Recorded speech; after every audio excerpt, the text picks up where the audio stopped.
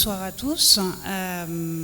Donc Emmanuel m'a contacté il y a quelques semaines pour me demander de venir parler un petit peu de l'action de la page en matière de violence intrafamiliale, ce à quoi j'ai répondu positivement. Et c'est ce que je vais tâcher de faire aujourd'hui. Donc la page, déjà pour ceux qui ne connaîtraient pas la structure, c'est une structure qui est bipolaire et non pas au sens psychiatrique du terme, s'il vous plaît, mais qui a simplement deux pôles d'activité. Un qui est en charge, qui a la mission d'aider les victimes, et qui a une équipe qui est plutôt du côté rouge sur votre gauche, et puis un pôle qui est mandaté pour mettre en œuvre des missions socio-judiciaires et principalement des alternatives et des stages de responsabilisation. J'y reviendrai. Et donc ces deux équipes qui sont complètement séparées, ceux qui gèrent l'un ne vont pas, enfin ceux qui gèrent les victimes ne vont pas travailler avec les auteurs et inversement.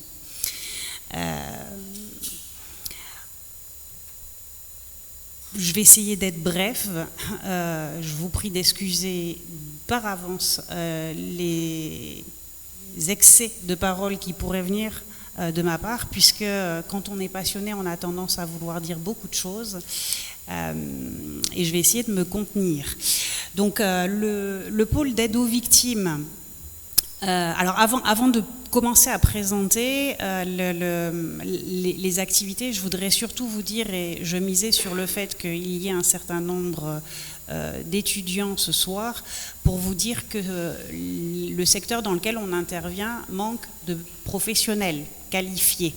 Et que donc, je vous invite, chacun, chacune, si vous avez un peu d'intérêt pour la matière, qu'elle soit aide aux victimes ou intervention auprès de personnes qui ont commis une infraction, à soutenir votre intérêt et vous renseigner, vous former sur le phénomène délinquant et sur ses impacts sur les vies des auteurs et des victimes.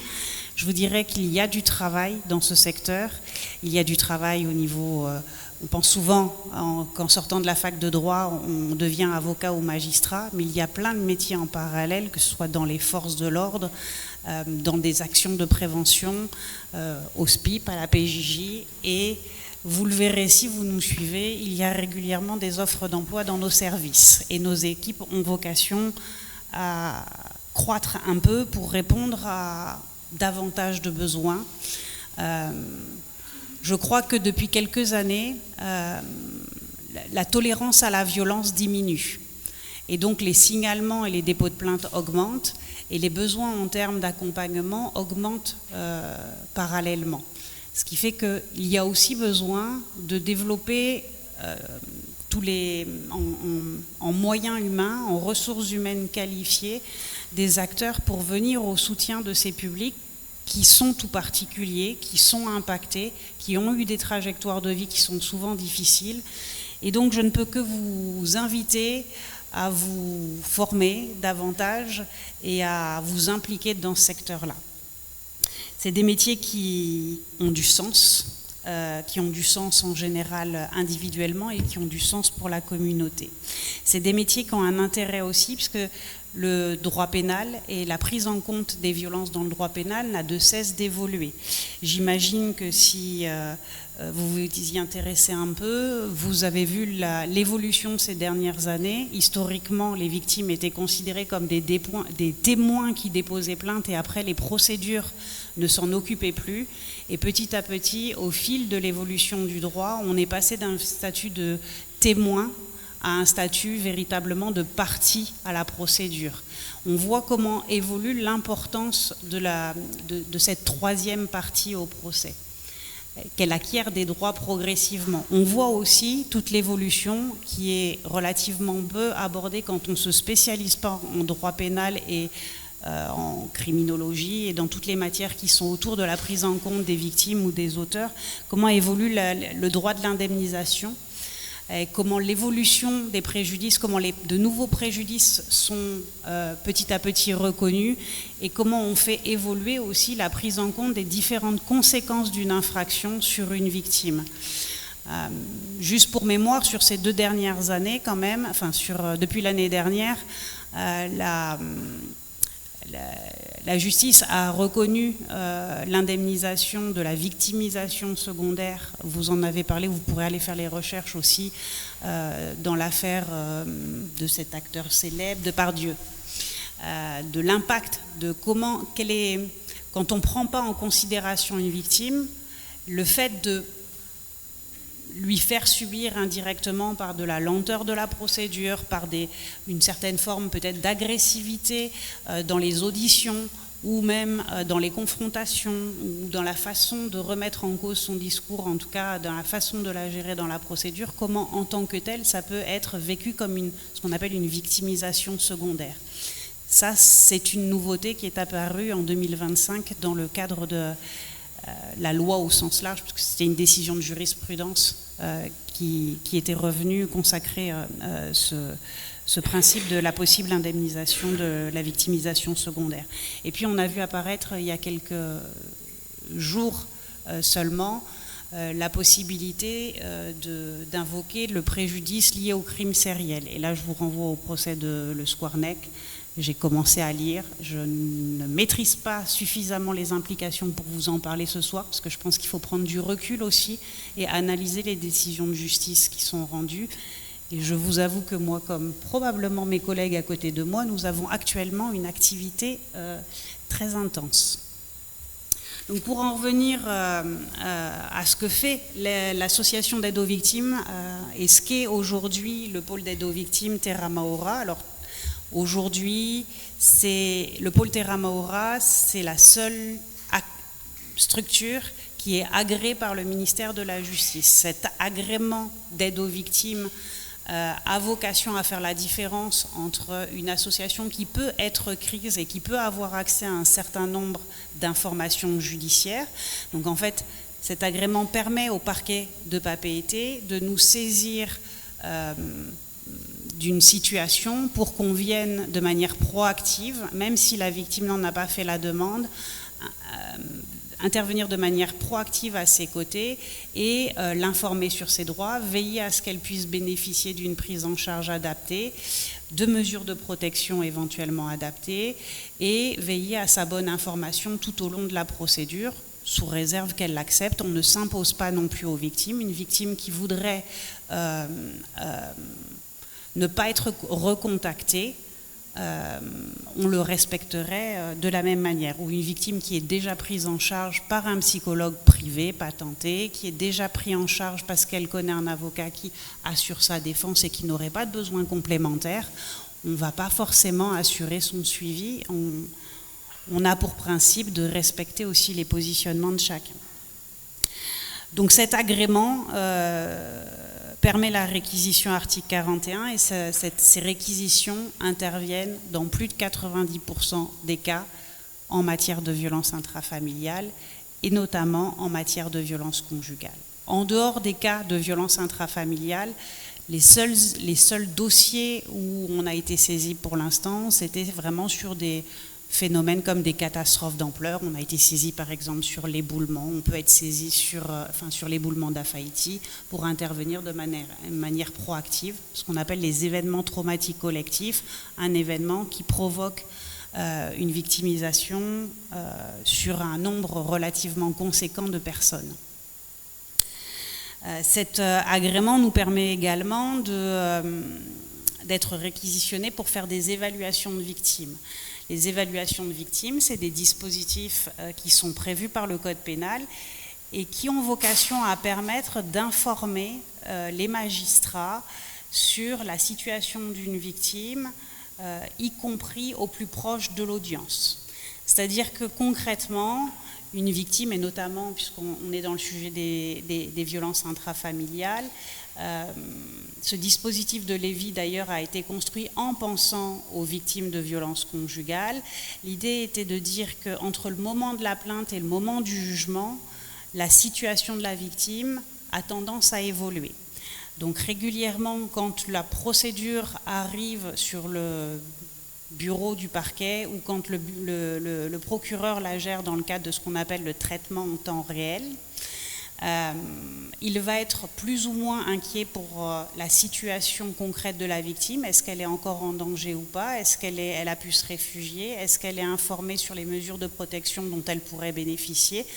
Et du coup, régulièrement, on est saisi par la juridiction pour se rapprocher de la victime et faire un point là-dessus et rendre le point au plus tard quelques jours avant l'audience, bien souvent, ce qui permettra au magistrat qui siégera d'avoir un regard éclairé et actualisé sur la situation de la victime et donc de prendre des mesures en conséquence. De ne pas, par exemple, forcément proposer une interdiction de contact si la vie commune a repris et que tout se passe bien et qu'ils sont suivis dans le cadre d'une prise en charge de couple.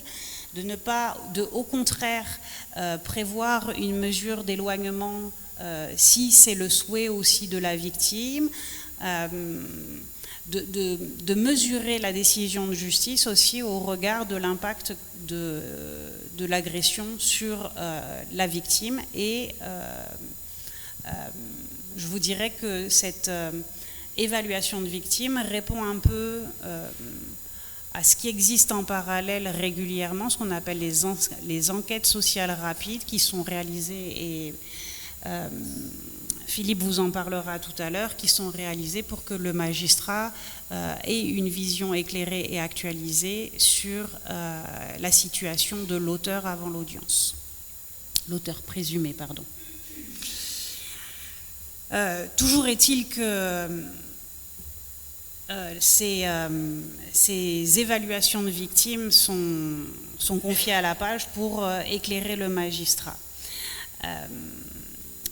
De la même manière, cet agrément d'aide aux victimes nous permet aussi de gérer les dispositifs qu'on appelle les TGD. Alors j'imagine qu'au vu du sujet dont vous entendez parler depuis le début de la semaine, le dispositif TGD a dû être évoqué précédemment.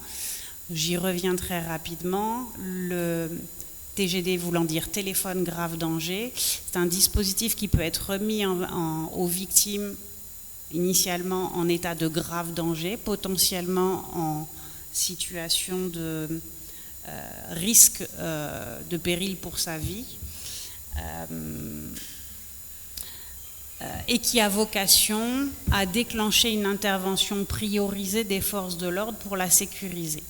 Ce dispositif ne peut être remis à une victime que s'il n'y a plus de communauté de vie. C'est-à-dire que la victime et son conjoint, puisque c'est largement un dispositif qui est réservé aux victimes de violences conjugales et aux victimes de violences sexuelles. Aujourd'hui, à plus de 95% des situations, ce sont des victimes de violences conjugales qui sont attributaires des TGD. Donc, dans le cadre de ces dispositifs, en fait, le parquet saisit la page, mais n'importe lequel d'entre vous qui aurait connaissance d'une situation inquiétante pourrait nous saisir pour qu'on fasse une enquête préalable, qu'on soumette le dossier au parquet qui après validera ou pas l'attribution d'un téléphone grave danger.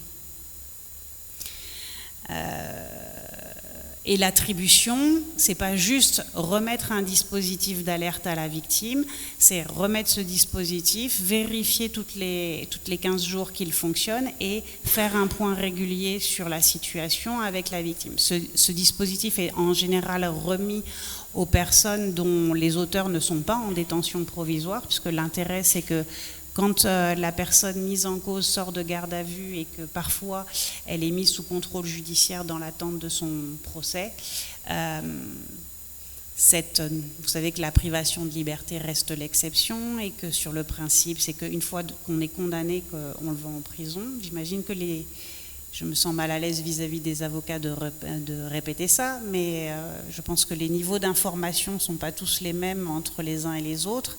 Le principe est donc normalement, on n'est pas censé être incarcéré avant d'avoir été condamné et qu'il faut prouver le trouble à l'ordre public, des risques de pression sur les tiers, tout un tas de situations qui restent l'exception, qui permettent d'incarcérer quelqu'un avant qu'il n'ait été condamné. Donc le principe, c'est que les gens, avant la condamnation, les auteurs présumés, sont libres avant qu'ils aient été condamnés. Et donc, La difficulté, c'est quand même d'assurer la sécurité de la victime pour qu'il n'y ait pas de représailles sur elle et qu'elle ne soit pas en danger. Donc le dispositif de téléphone grave danger a vocation à favoriser la sécurisation de la victime et d'éviter les risques de représailles ou les risques de reproduction de violence sur la victime. Et si d'aventure le mis en cause, malgré tous les avertissements qu'il a reçus sur l'importance de rester à distance de la victime et de ne pas exercer de pression sur elle, venait à la chercher et à vouloir la violenter, la victime pourrait appuyer sur ce dispositif, l'appel serait renvoyé en fonction de où elle se trouve aux forces de l'ordre, donc police, gendarmerie, pas police municipale, police ou gendarmerie, qui en plus de sonner sur le 17 sonnerait sur un autre dispositif qui leur permet de repérer que là on est sur un appel d'urgence avec une nécessité impérieuse de réagir dans les meilleurs délais. Donc ça c'est un dispositif qui fonctionne en Polynésie de manière toute particulière puisqu'il a fallu l'adapter à la Polynésie puisque France Télécom n'existe pas localement. Et aujourd'hui, le dispositif a évité bien des difficultés dans pas mal de situations et se révèle quand même un outil qui est envié par nos collègues de métropole parce que directement relié aux forces de l'ordre, ce qui n'est pas le cas en France. Ça passe par un téléopérateur. Donc nous avons la chance d'avoir un dispositif du coup dont la mise en place est facilitée. Donc, pour compléter le panorama, la page exerce aussi les missions, puisqu'on parle ou alors je suis censée vous parler de violence intrafamiliale. L'autre domaine, donc on intervient de plusieurs manières, donc de façon, on accueille les victimes, on les accompagne, on les informe, on favorise leur orientation pour qu'elles puissent être représentées par un avocat au cours des procédures. On remet des dispositifs de protection sous la couverture et avec l'accord du parquet. Il nous arrive de financer des hébergements d'urgence dans les îles. Il nous arrive également d'accompagner les victimes à l'audience, au besoin avec ce qu'on appelle le chien d'assistance judiciaire, un nouveau dispositif qui a été mis en place depuis la fin de l'année dernière. Donc, le chien d'assistance judiciaire a vocation à rassurer les victimes pour faciliter leurs auditions et notamment devant les juges. Et puis, il y a une mission qui est aussi assez importante sur le pôle d'aide aux victimes, c'est la mission d'administrateur ad hoc. La page est habilité pour exercer les missions d'administrateur ad hoc à double titre, parce que la juridiction a habilité la page, mais aussi parce que la DSFE a délégué la mission à la page. La DSFE, les services sociaux de Polynésie, ont délégué cette mission qui est quand même assez étroitement liée à la protection de l'enfance. Alors un administrateur ad hoc, en fait, c'est une personne, alors en l'occurrence là une personne morale, la page, qui est mandaté par la justice pour veiller à la défense des intérêts des mineurs victimes lorsque leurs représentants légaux ne sont pas en capacité de le faire. Alors je ne vous donne pas la lettre du texte, je vous donne l'esprit du texte. Alors ils peuvent ne pas être en capacité de le faire parce que leurs intérêts sont contraires, c'est-à-dire que typiquement on intervient souvent dans des dossiers où les auteurs de l'infraction commise sur le mineur sont les représentants légaux ou l'un d'entre eux et que l'autre parent ne les défend pas dans le cadre de la procédure judiciaire. Ou alors, on a aussi un certain nombre de désignations pour des personnes qui ne sont, enfin pour des mineurs victimes qui ne sont pas forcément pas aimés et soutenus par leurs parents, mais dont les parents n'ont pas forcément les ressources parce qu'ils n'ont pas été souvent à l'école, pas longtemps à l'école, ou que simplement l'accès au système judiciaire leur paraît tant complexe qu'ils ne sont pas en capacité de le faire par eux-mêmes. Ça peut être parfois même des personnes qui pourraient être sous tutelle, ça pourrait être simplement des gens qui ont des modes de vie qui sont très éloignés des considérations juridiques et du milieu administratif, des gens qui ne savent pas écrire, des gens qui ont du mal à s'exprimer Et donc, dans ces cas-là, on est administrateur ad hoc et très régulièrement, sur nos dossiers, on travaille en amont sur toute la prise en considération de la victime, puis après avec un avocat qui va être chargé de répondre aux demandes de la page et de défendre, la demande principale de la page étant de défendre le mineur au cours des procédures. Et donc, dans ce cadre-là, la page accompagne le mineur aux auditions, à la gendarmerie, enfin, les auditions Mélanie à ce qu'on appelle la MPF, en gros la brigade de la famille de la gendarmerie nationale, la maison pour la famille, la maison pour la protection des familles, ou devant la DTPN. Autre dispositif qu'on met en place et qui est très très lié aux violences intrafamiliales, c'est les groupes de parole sur les violences conjugales. Donc on a mis maintenant depuis 2013 en place ces groupes de parole pour permettre à un certain nombre de personnes ayant été impliquées dans une situation de violence conjugale, qu'elles se soient considérées d'ailleurs comme victimes ou comme auteurs ou même dans le cadre de violences réciproques, qu'elles puissent venir seules ou avec leur conjoint pour travailler un peu sur les comportements et sur le comment mieux vivre ensemble ou chacun séparément, ou comment mieux vivre une séparation et éventuellement une nouvelle conjugalité après une situation de violence conjugale. Comment rebondir. Et là, on a des groupes de parole le lundi soir et le jeudi soir qui sont accessibles à toutes ces personnes-là et qui sont animées par des psychologues. Voilà. Et ça se passe chaque semaine. Donc, pour résumer essentiellement ce que fait la page au niveau de l'aide aux victimes et de la prise en charge des victimes de violences intrafamiliales, alors il y a évidemment une dimension accueil, écoute et information. Il y a tout un accompagnement juridique. Là, je vous avais mis par exemple l'accompagnement et l'information sur les demandes d'ordonnance de protection, mais pas seulement. On pourrait parler, et je vous en ai parlé, des mesures de protection, des contestations de classement sans suite ou autres dispositifs, la mission d'administrateur ad hoc, les suivis psychologiques et les évaluations dont je vous ai déjà parlé précédemment. Je ne vous ai pas parlé des sorties de détention, mais je pense que j'ai déjà pris pas mal de temps, donc je vais essayer de résumer.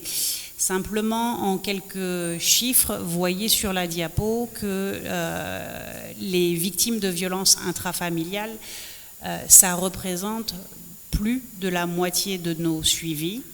Sachez que si on devait évoquer des données en termes de temps passé avec les victimes, je pense que c'est 56% des victimes que nous accueillons représentent 90% de notre temps. Parce que les victimes de violences intrafamiliales sont bien souvent lourdement impactées par les situations, qu'elles nécessitent souvent un suivi psychologique pas forcément court, qu'on ne limite pas le suivi psychologique à 3 entretiens et après tu vas voir ailleurs. On essaye d'assurer un suivi autant que de besoin à la victime, et puis que les procédures sont longues et multiples, c'est-à-dire qu'il y a souvent un volet pénal, mais il y a aussi régulièrement le volet situation familiale, séparation, divorce ou autorité parentale qui se voit fixer la résidence habituelle des enfants, etc., etc. Et puis, sur les violences sur mineurs, vous le voyez aussi, sur 1241 mineurs victimes en 2025, largement plus de la moitié, je dirais les 3/4, avaient été victimes dans le cadre de violences intrafamiliales. Je vous dirais simplement au-delà de ces chiffres qu'on a un vrai problème de violences intrafamiliales, ce n'est pas une nouveauté, que très souvent on parle de violences conjugales. C'est un phénomène important et il est impératif qu'on évolue là-dessus.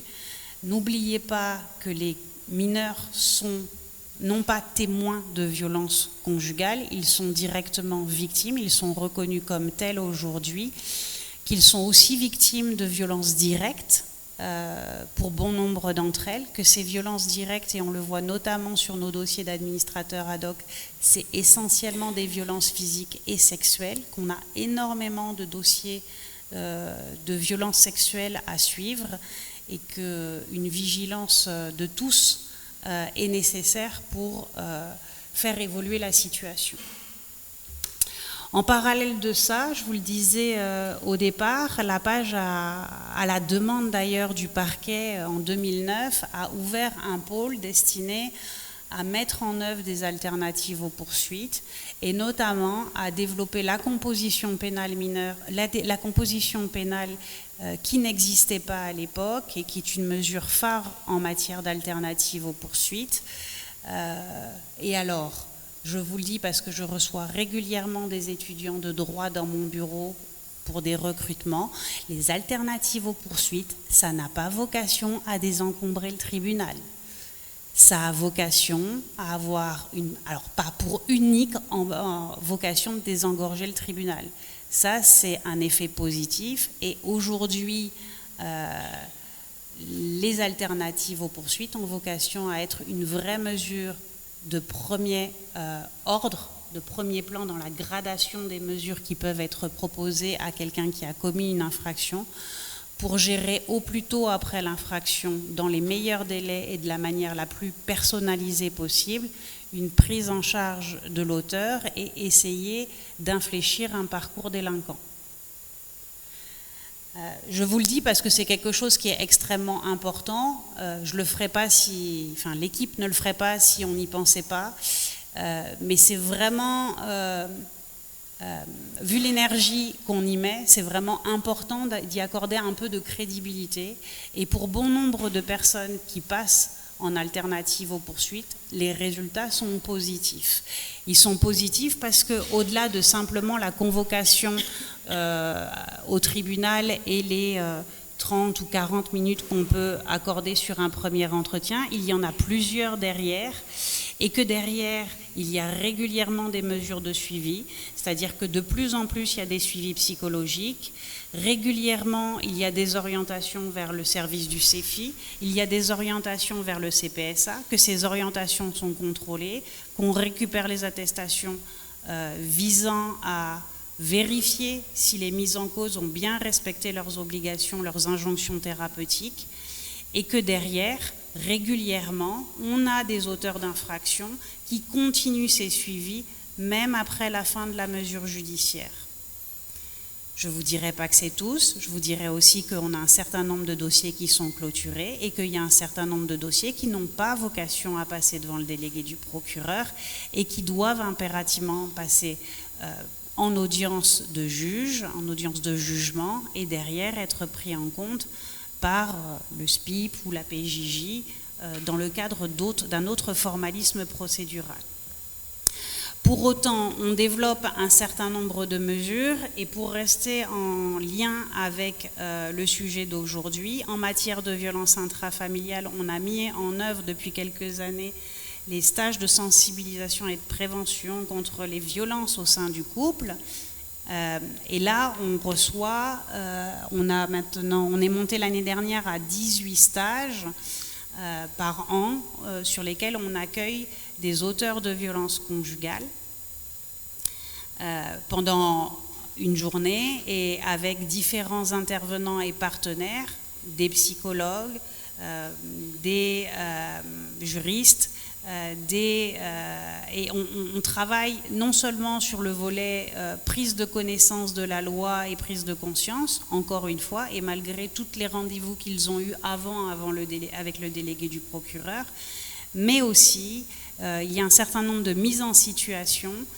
Et très honnêtement, les bilans qu'on a de ces stages, très souvent, régulièrement en tout cas, c'est la volonté, enfin c'est souvent des remerciements, et c'est aussi de dire « Ah, je ne savais pas ça, je n'avais pas pris conscience de ça, merci pour les outils que vous m'avez fournis, je ne pouvais pas imaginer que mon conjoint attendait ça de ça, je ne sais pas pourquoi je me suis énervée, je vois comment je pourrais faire autrement, et est-ce qu'il pourrait y avoir une suite ?» Et là, l'intérêt, c'est quand on a « Est-ce qu'il pourrait y avoir une suite ?» et régulièrement, des gens qui sont passés au stage, après, viennent volontairement sur le groupe de parole. Et là, du coup, on gagne un peu parce que, du coup, le suivi continue. Et puis, en parallèle de ces stages, comme je vous le disais aussi, on a développé ces dernières années le suivi psychologique des auteurs d'infractions. On a jusqu'à cette année des psychologues partenaires qui reçoivent les auteurs d'infractions. Et puis, on a désormais dans l'équipe une psychologue qui aura vocation, alors pas à recevoir l'ensemble des procédures, mais à recevoir des mises en cause qui sont volontaires, déjà dans un premier temps pour travailler, et un certain nombre sont demandeurs. Surtout, ne stéréotypez pas tous les auteurs. Beaucoup regrettent, beaucoup aiment leurs conjoints, beaucoup aiment leurs enfants, et seraient volontaires pour évoluer, ils ne savent souvent pas comment évoluer.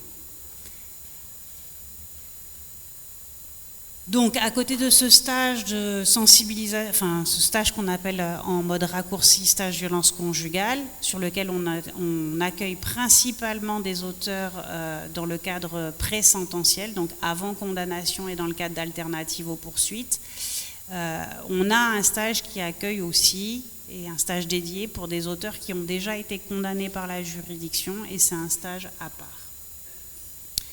Enfin, on a un stage de responsabilité parentale qui est géré notamment avec le partenariat de la PJJ et du Faret Home, et qu'on met en œuvre un peu sur le même process que les autres stages de responsabilisation. Et toujours ces stages, on ne peut y aller que si on ne peut pas y aller de manière volontaire. Il faut qu'il y ait une procédure, il faut donc qu'il y ait eu un signalement, une plainte ou autre chose, et que le procureur ou la juridiction ait condamné l'auteur de l'infraction à une peine de stage ou à une sanction, une mesure de stage.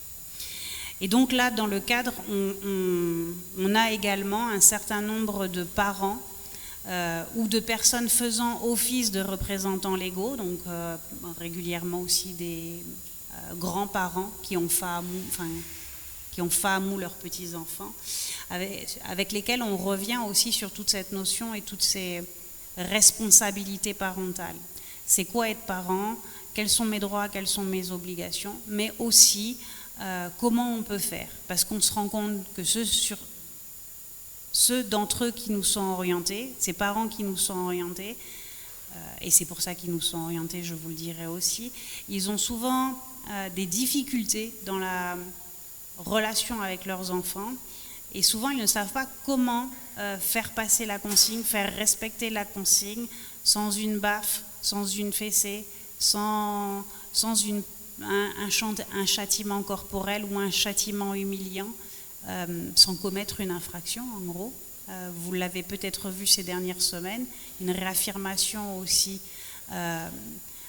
par la Cour de cassation la semaine dernière, me semble-t-il, je n'ai pas noté la date, mais la semaine dernière, et c'était qu'une confirmation, que ça n'existe pas en fait les violences éducatives. Le droit de correction, c'est quelque chose qui n'existe pas.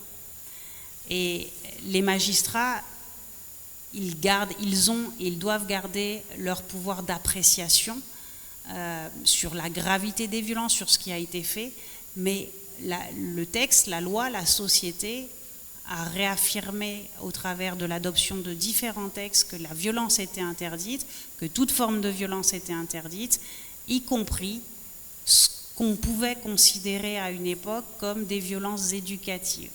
On est d'accord que c'est pas par la violence que les enfants apprennent, c'est par l'explication bien souvent qui va avant ou après la baffe. La baffe, ça n'a jamais expliqué à un enfant qu'est-ce qui ne va pas. Je perds le fil, je pense que j'arrive au bout. Donc je vous ai parlé alternative aux poursuites, je vous ai parlé stage de responsabilisation, je vous ai parlé partenariat, et je reviens en arrière.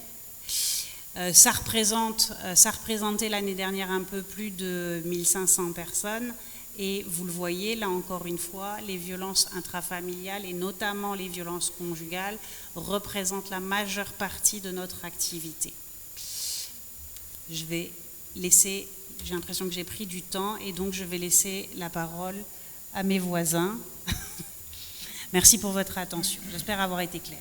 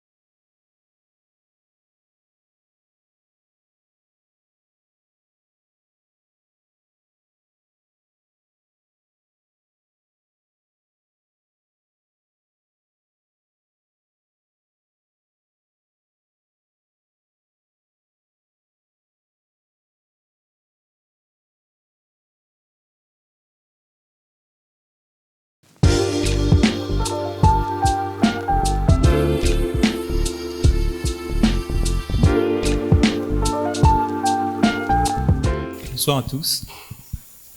Merci à Emmanuel de nous avoir conviés.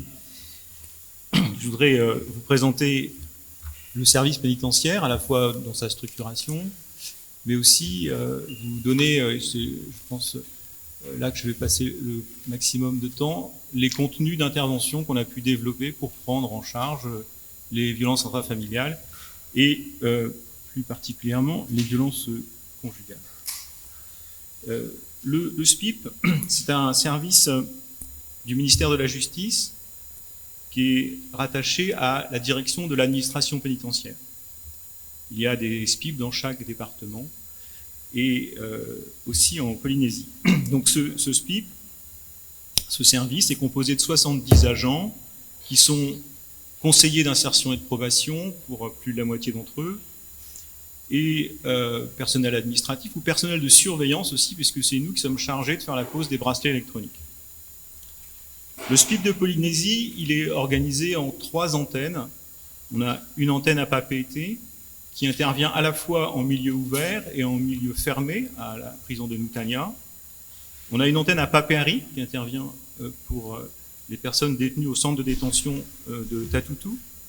Une antenne aussi à Rayatea qui intervient dans la prison de Rayatea, Uturua, et puis aussi sur l'ensemble de l'archipel des îles Sullivan.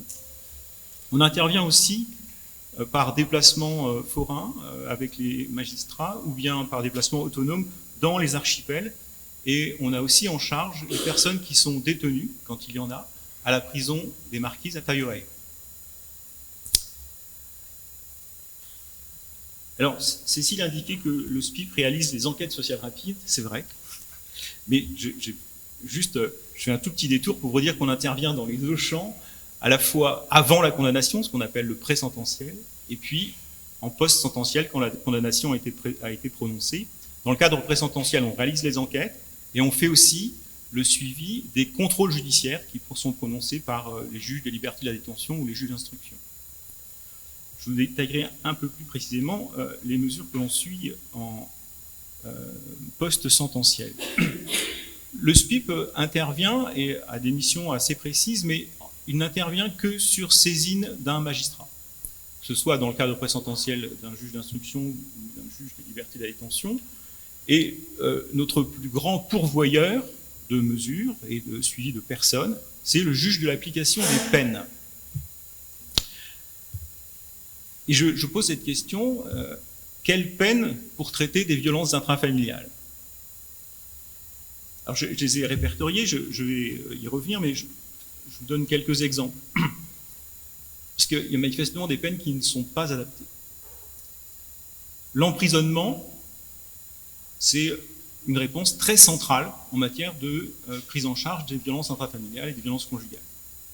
Mais on doit se poser la question de savoir dans quel objectif on incarcère une personne auteur de ces violences-là. La surveillance électronique, c'est quelque chose qui atteint très vite sa limite, puisque si on met en place la surveillance électronique, ça veut dire qu'on place à son domicile une personne auteure de violence dans un domicile qu'elle partage avec sa victime. Ça semble assez peu adapté. On a en revanche une mesure de surveillance électronique qui existe et qui s'appelle le bracelet anti-rapprochement, qui permet de savoir où se trouve la victime et où se trouve l'auteur, de sorte que, par positionnement GPS, elles ne se croisent pas. Si elles se rapprochent trop l'une de l'autre, on demande à l'auteur de s'écarter. Ce bracelet anti-rapprochement n'est pas à l'œuvre ici sur le territoire, en raison des difficultés de réseau, de réseau de téléphonie et de GPS. Mais il est bien en place en métropole. Une autre mesure, une autre peine, c'est le sursis probatoire. Sursis probatoire, il peut être partiel ou total. Ça signifie qu'une peine d'emprisonnement est prononcée, mais qu'à cette peine est assorti un sursis qui va couvrir l'intégralité de la période d'emprisonnement, ou bien une partie d'entre elles. Là encore, est-ce que c'est une peine qui est adaptée à la prise en charge des violences intrafamiliales? Et quels sont les objectifs poursuivis? C'est ce que je vais essayer de détailler dans la suite de mon propos. Et je relève toujours, parce que là, je ne vous ai pas dit, mais en fait, je suivais l'échelle des peines. Donc, d'abord l'emprisonnement, ensuite la détention à domicile sous surveillance électronique, le sursis probatoire, et enfin le travail d'intérêt général. Le travail d'intérêt général, c'est une peine qui a pour objectif de réparer les effets de l'infraction commise. C'était quelque chose qui était encore prononcé il y a peut-être 5-6 ans dans les situations de violence conjugale ou de violence intrafamiliale, mais il est vite apparu que finalement c'était très déconnecté de l'infraction commise à l'égard de la victime, puisque finalement on procédait à une forme de réparation pour la société, pas proprement pareil pour la victime. Dernière peine, les peines de stage, Cécile en a parlé, des peines de stage qui, pour 2 d'entre elles en tout cas, visent la prévention des violences au sein du couple, et pour l'autre, la prévention des comportements sexistes et qui ne respectent pas l'égalité entre les femmes et les hommes. Je vous renvoie au code pénal pour avoir les intitulés exacts, mais ce sont ces 2 peines-là qui constituent des peines de stage que le SPIP, avec lesquelles le SPIP travaille. Je vous donne une indication tout de même de nombre. Le SPIP suit 2800 personnes en Polynésie française. C'est un chiffre important parce que ça représente 1% de la population. En métropole, c'est 0,43% de la population qui sont suivies par les SPIP. C'est-à-dire les personnes qui sont à la fois incarcérées et les personnes qui restent libres mais qui ont été condamnées. C'est l'ensemble de ces personnes que les SPIP suivent. Quels sont les objectifs que poursuit le SPIP quand on lui confie une personne, quand le magistrat nous saisit? D'abord, prévenir la récidive d'infractions pénales, favoriser l'insertion sociale et assurer le contrôle, c'est le sens du terme de probation. Mettre la personne à l'épreuve, lui fixer un certain nombre d'obligations, c'est ce qu'on retrouve dans la peine de sursis probatoire, qui va comporter notamment l'obligation de suivre des soins, l'obligation d'indemniser la victime. Je l'indique parce que ça signifie bien que quand on travaille au SPIP, quand les conseillers prennent en charge un dossier d'un auteur, ils sont en lien avec la victime, ils sont en rapport avec l'avocat qui défend les intérêts de la victime, parce que dans le corps de la peine que doit exécuter la personne, il y a une obligation d'indemniser la victime. Pour intervenir, le SPIP a un référentiel de méthode d'intervention. Je vous en donne les axes principaux. Le premier point, il est absolument déterminant, c'est l'évaluation de la situation individuelle des personnes condamnées. Il s'agit de savoir à qui on a affaire précisément pour adapter le niveau de prise en charge qui peut être très élevé, avec une fréquence régulière, ou moins élevée, en fonction de la nature de la personnalité à laquelle on a affaire, de la nature de l'infraction aussi qui a pu être commise. Dans les méthodes d'intervention du SPIP, il y a un accompagnement individualisé de chaque personne qui est confié à un conseiller pénitentiaire d'insertion et de probation. Mais il y a aussi la possibilité de mettre au surcroît de cet accompagnement individuel des programmes, des modalités de prise en charge collective qui permettent d'approfondir un certain nombre de sujets particuliers. C'est cela que je voudrais vous présenter ce soir.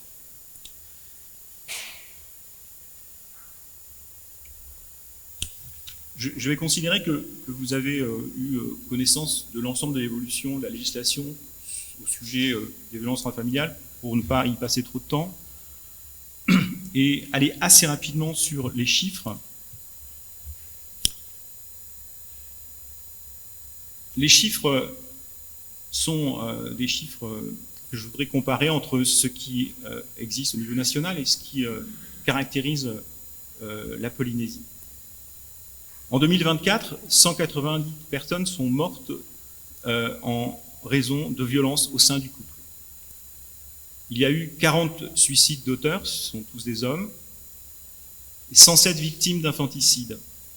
107 victimes de féminicide et 7 infanticides. On dénombre 270 tentatives de féminicide et 906 suicides forcés ou tentatives. C'est un chiffre caché qui est extrêmement important à garder à l'esprit. 90% des personnes condamnées pour des violences conjugales sont des hommes. Et 22% d'entre elles le font en état de récidive. Ce sont les chiffres nationaux.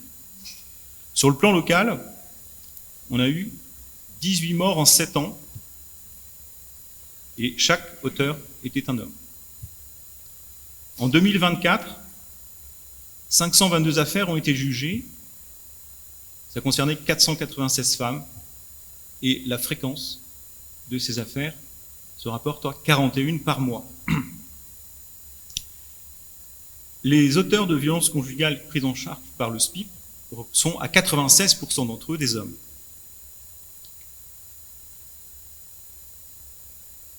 Les auteurs de violences sexuelles dans le couple sont à 100% des hommes.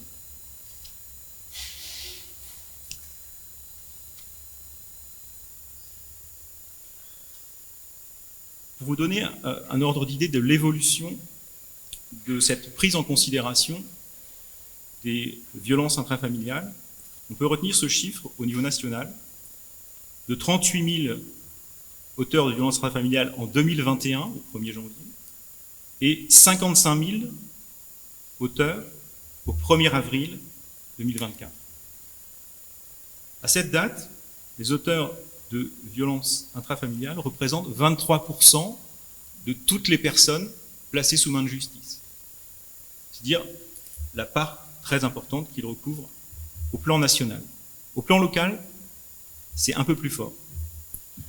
Les auteurs de violences conjugales sont à 27,5% d'entre eux des personnes placées sous main de justice. 28% des personnes incarcérées sont auteurs de violences conjugales. 34% des personnes placées sous main de justice sont auteurs de violences intrafamiliales. Et s'agissant des personnes incarcérées, 42% d'entre elles sont auteurs de violences intrafamiliales en Polynésie française. C'est vous donner l'idée, je pense, très caractérisée de l'importance de travailler et de développer des modalités de prise en charge spécifiques pour ces contentieux-là, des violences conjugales et des violences intrafamiliales. Un dernier chiffre qui est très parlant sur l'accélération en fait, du phénomène, les auteurs de violences conjugales incarcérés étaient 104 en 2020, ils sont 186 fin 2025.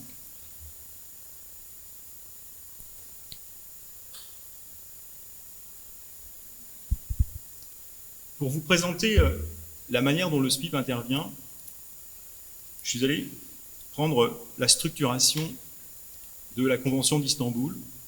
Vous avez, je pense, entendu parler de la Convention d'Istanbul, elle date de 2011, elle a été signée en 2014, et elle prévoit 4 axes d'intervention. Premier axe, prévenir. Deuxième axe, poursuivre. Troisième axe, protéger. Et quatrième axe, développer des politiques partenariales. Je me pose donc la question, en quoi, au SPIP, on peut contribuer, dans le champ de la prévention, à la protection des victimes?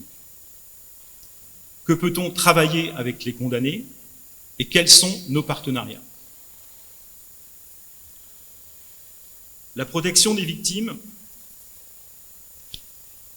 elle est finalement très présente dans l'action même des conseillers d'insertion et de probation, des conseillers pénitentiaires, d'insertion et de probation, c'est-à-dire vraiment la force vive de notre service, l'ensemble des agents qui prennent en charge le public qui nous est confié. Ils réalisent pour chacune des personnes qui fait l'objet d'une saisine par le juge d'application des peines une évaluation approfondie de l'auteur. On a pour cela suivi des formations, et notamment la formation à un outil de mesure du risque de récidive. Cet outil qui a été conçu aux États-Unis s'appelle ODARA. Donc, les agents sont pour plus de la moitié d'entre eux formés aujourd'hui, et notre plan de formation, naturellement, se poursuit pour parvenir à disposer dans notre équipe d'une qualité d'évaluation de l'auteur pour servir à la protection de la victime. Deuxième point qui est tout à fait déterminant, c'est le contrôle d'un certain nombre d'obligations qui sont fixées par le juge. Interdiction de contact, interdiction de paraître au domicile ou sur le lieu de travail ou n'importe quel lieu désigné. Ce sujet-là, c'est un sujet qu'on travaille en direct avec les personnes pour savoir quels sont leurs parcours, quels sont les lieux qu'ils fréquentent. Mais c'est aussi pour nous une porte d'entrée de contact avec la victime pour que la victime sache que si elle est importunée parce que, alors qu'il y a l'interdiction de contact, l'auteur entre en contact avec elle, elle peut nous prévenir, comme elle peut prévenir aussi la page, naturellement, si elle est prise en charge par la page. De même pour les interdictions de paraître au domicile, c'est une manière pour un service qui prend en charge les auteurs de contribuer assez efficacement à la protection des victimes. Je le disais, le travail en coordination avec la page, avec le parquet, pour, là encore, traiter ces situations qui nous reviennent de respect ou de respect inégal ou pas du tout de l'interdiction de contact ou de paraître au domicile. Lorsque les situations sont particulièrement préoccupantes, le SPIP, pour protéger les victimes, fait des signalements directs auprès du parquet.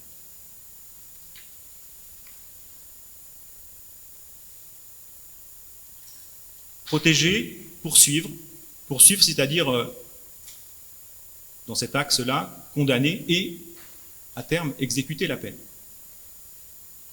Ce qu'on peut noter, c'est que le législateur ne se contente pas d'une exécution de la peine qui se rapporte à un quantum horaire ou un quantum d'années. C'est pas ça le sujet. On va avoir des années de prison, on va avoir des heures de stage, mais ce qui est attendu, c'est une réponse qualitative.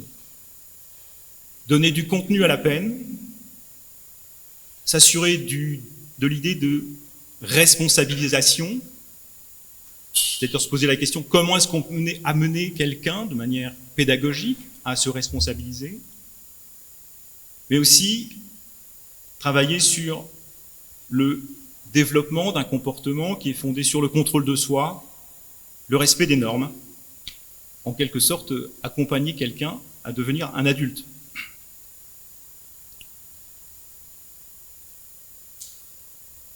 On a parlé des stages, je voudrais vous parler d'un programme qu'on développe dans le cadre des sursis probatoires.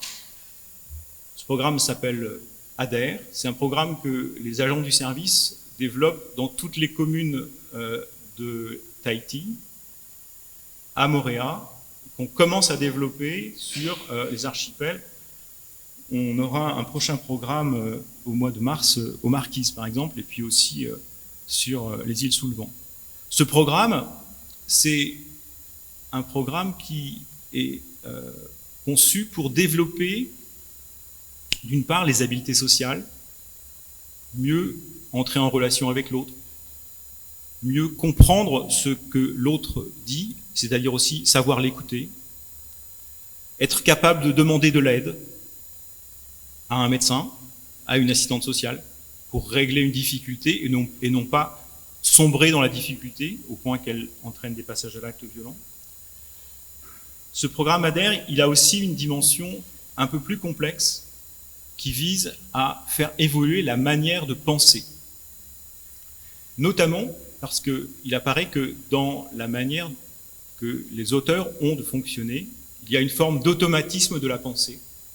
Et cet automatisme-là, il faut d'abord le diagnostiquer et ensuite le traiter, c'est-à-dire faire en sorte que la personne s'en rende compte et évite de se fier à ses pensées automatiques, au contraire, construise une approche plus critique de sa manière de penser. Donc ces programmes sont vraiment conçus pour amener la personne à évoluer en ce sens. Ce que je peux en dire, c'est que c'est des programmes qui ont une durée d'environ 24 heures. Ils sont déployés dans les communes. C'est en lien avec les municipalités que le SPIP a passé des conventions pour les déployer là. Et que le résultat, c'est d'une part, c'est des espaces de socialisation évidents, les gens se retrouvent entre eux et ils ont dans cet espace-là, une fois qu'il est bien mis en place, après les brise-glaces, comme on dit, ils ont un espace de dialogue qui leur permet d'approcher les sujets que je vous ai évoqués. Le retour que l'on a, c'est que les personnes qui disposent, parce que c'est vraiment un outil pédagogique, d'un cahier, un cahier de suivi des objectifs du programme, s'en servent pour parler avec les membres de leur famille. Ils s'en servent pour faire savoir là où ils en sont, les difficultés qu'ils peuvent rencontrer, et les ramènent dans le groupe pour évoquer ces difficultés et voir comment elles peuvent être traitées avec l'aide du collectif. C'est une émulation positive qui est naturellement encadrée, parce qu'il ne s'agit pas de laisser entre eux des auteurs qui pourraient, au contraire, si on ne fixe pas des limites et un cadre d'intervention précis, se confirmer en fait dans leur dysfonctionnement. Donc ce premier point, en milieu ouvert, pour les personnes condamnées libres, des programmes qui leur permettent de modifier leur comportement, d'être accompagnés dans le changement pour s'adapter un peu mieux aux normes sociales. Prévenir les risques de récidive, et je voudrais évoquer avec vous les programmes en détention. Le cœur de l'intervention du SPIP, c'est toujours la prise en charge individuelle. Un CPIP, un auteur d'infraction, et c'est cet accompagnement, à travers cet accompagnement individuel, qui est fondé essentiellement sur les techniques motivationnelles. On va accompagner la personne à changer, accompagner la personne dans la préparation de sa sortie, accompagner la personne aussi vers des groupes pour d'autres modalités de prise en charge que le suivi individuel. Et ce que je veux évoquer avec vous, c'est des programmes que l'on a construits à la fois à Nutania et au centre de détention de Tatoutou.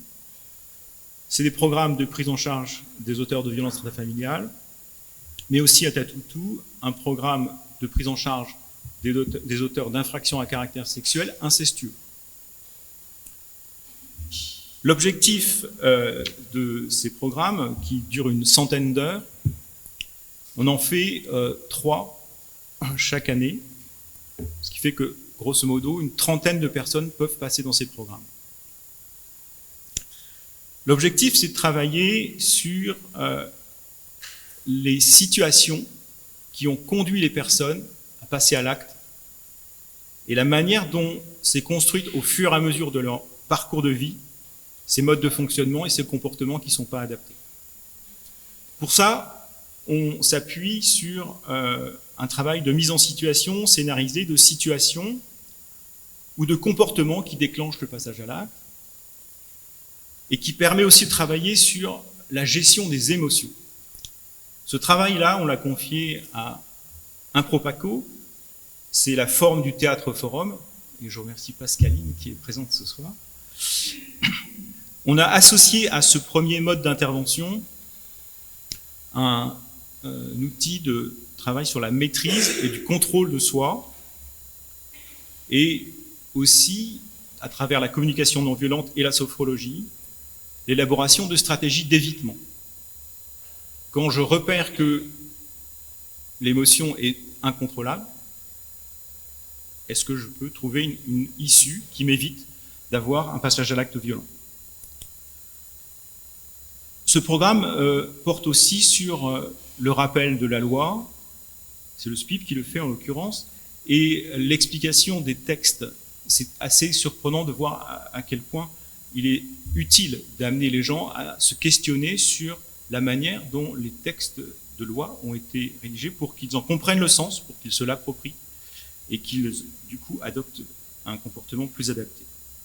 Enfin, pour des profils extrêmement marqués par les passages à l'acte, très emportés, on a élaboré un dispositif de médiation animale avec des chevaux qui a pour objectif de développer la capacité à contrôler son impulsivité. C'est ce programme que on évalue pour voir s'il a les effets escomptés. Donc, lorsqu'on met en place un groupe, il y a à l'entrée dans le groupe une évaluation des personnes pour voir quel est l'état initial de leur capacité à gérer leurs émotions, à contrôler leur impulsivité. Et à l'issue du programme, une centaine d'heures plus tard, on fait passer un nouveau test pour voir si les choses ont évolué ou pas. Cette mise en place d'évaluation interne est récente, on n'a pas beaucoup de recul, mais on a quand même pu repérer sur une année qu'il y avait une évolution dans la capacité à mieux contrôler ses émotions, à mieux gérer son impulsivité. C'est-à-dire que les hypothèses de départ qui étaient les nôtres en élaborant ce programme sont plutôt confirmées. Les gaps ne sont pas gigantesques, mais ils existent bien. Quatrième axe, je vous disais, de la Convention d'Istanbul, c'était les politiques partenariales.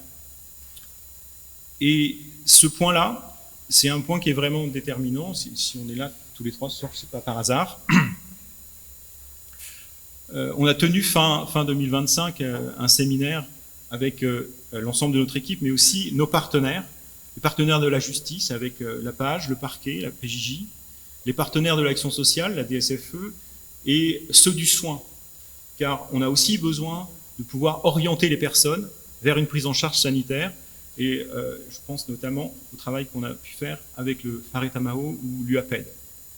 L'objectif, c'est d'arriver à coordonner nos actions pour contribuer à la prévention des violences intrafamiliales et des violences conjugales. Le SPRIP s'inscrit dans ce réseau pour pouvoir prendre en charge l'auteur, orienter la victime, qu'il s'agisse d'une femme ou d'un enfant. Dans la même perspective, on pourrait travailler sur un modèle partenarial à la création, avec les ressources qui nous sont propres sur le territoire, d'un centre de prise en charge des auteurs. C'est un des objectifs que le SPRIP va poursuivre dans les mois qui viennent. Je parle aussi des enfants parce que la prévention se joue aussi à cet âge de la vie. Et Cécile le disait, je pense que Delphine pourra en dire davantage, mais je voudrais relever que les études démontrent que les enfants victimes ou témoins de violences dans le milieu familial ont 15 fois plus de risques d'être eux-mêmes victimes à l'âge adulte. C'est vraiment un enjeu de prévention primaire déterminant. Je vous remercie.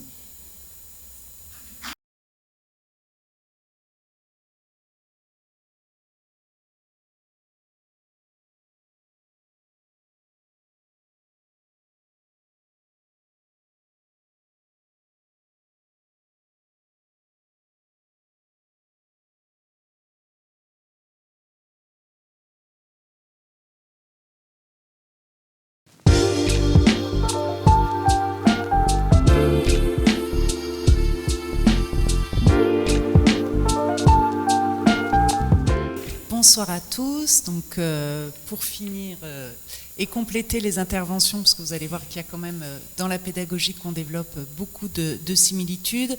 Donc, vous présentez la direction de la protection judiciaire en Polynésie française, donc qui est également une direction du ministère de la Justice, avec une direction donc nationale dédiée donc à la prise en charge des auteurs mineurs qui ont commis des infractions pénales. Alors quand on dit mineurs, on s'occupe aussi de jeunes majeurs, mais à partir du moment où la commission des faits a été réalisée pendant leur minorité. La protection judiciaire en Polynésie française, c'est une équipe de 36 agents, avec donc un service territorial unique qui va à peu près 80% de son activité travailler dans un service donc d'unité éducative de milieu ouvert. Ça correspond à peu près à 600 jeunes suivis par an pour une moyenne, on tourne autour de 1900 mesures à l'année. Une mission, et là sur l'ensemble de la Polynésie, on intervient sur Tahiti, Moorea, mais y compris les archipels, une mission d'insertion scolaire et professionnelle avec donc 3 éducateurs qui, pour une vingtaine de places, vont soutenir et accompagner des jeunes qui sont décrocheurs scolaires, et puis une unité éducative d'hébergement diversifié de 12 places où donc les magistrats peuvent nous orienter et placer des jeunes délinquants. Alors on n'a pas d'établissement donc de placement, mais uniquement sur de la prise en charge individualisée, donc auprès de familles d'accueil, là également sur Tahiti, et également un petit peu aussi, on a des familles d'accueil qu'on recrute dans les archipels.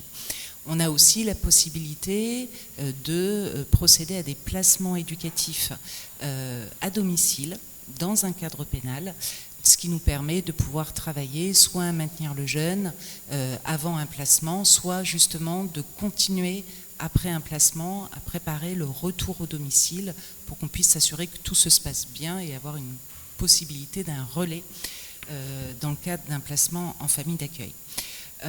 Alors sur les prises en charge que réalise donc la protection judiciaire de la jeunesse, il y a une spécificité que je voudrais préciser, c'est que normalement on a également compétence dans le champ de la protection de l'enfance en Hexagone pour pouvoir intervenir et soutenir les magistrats dans leur prise de décision à travers des mesures d'investigation en assistance éducative.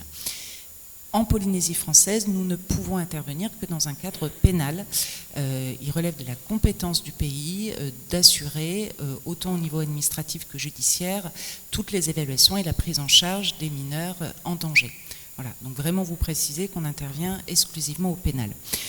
Comme l'évoquait Philippe, le principe même, pour nous, c'est la saisine du juge des enfants, ou en alternative aux poursuites du parquet, et puis dans les affaires criminelles d'un juge d'instruction.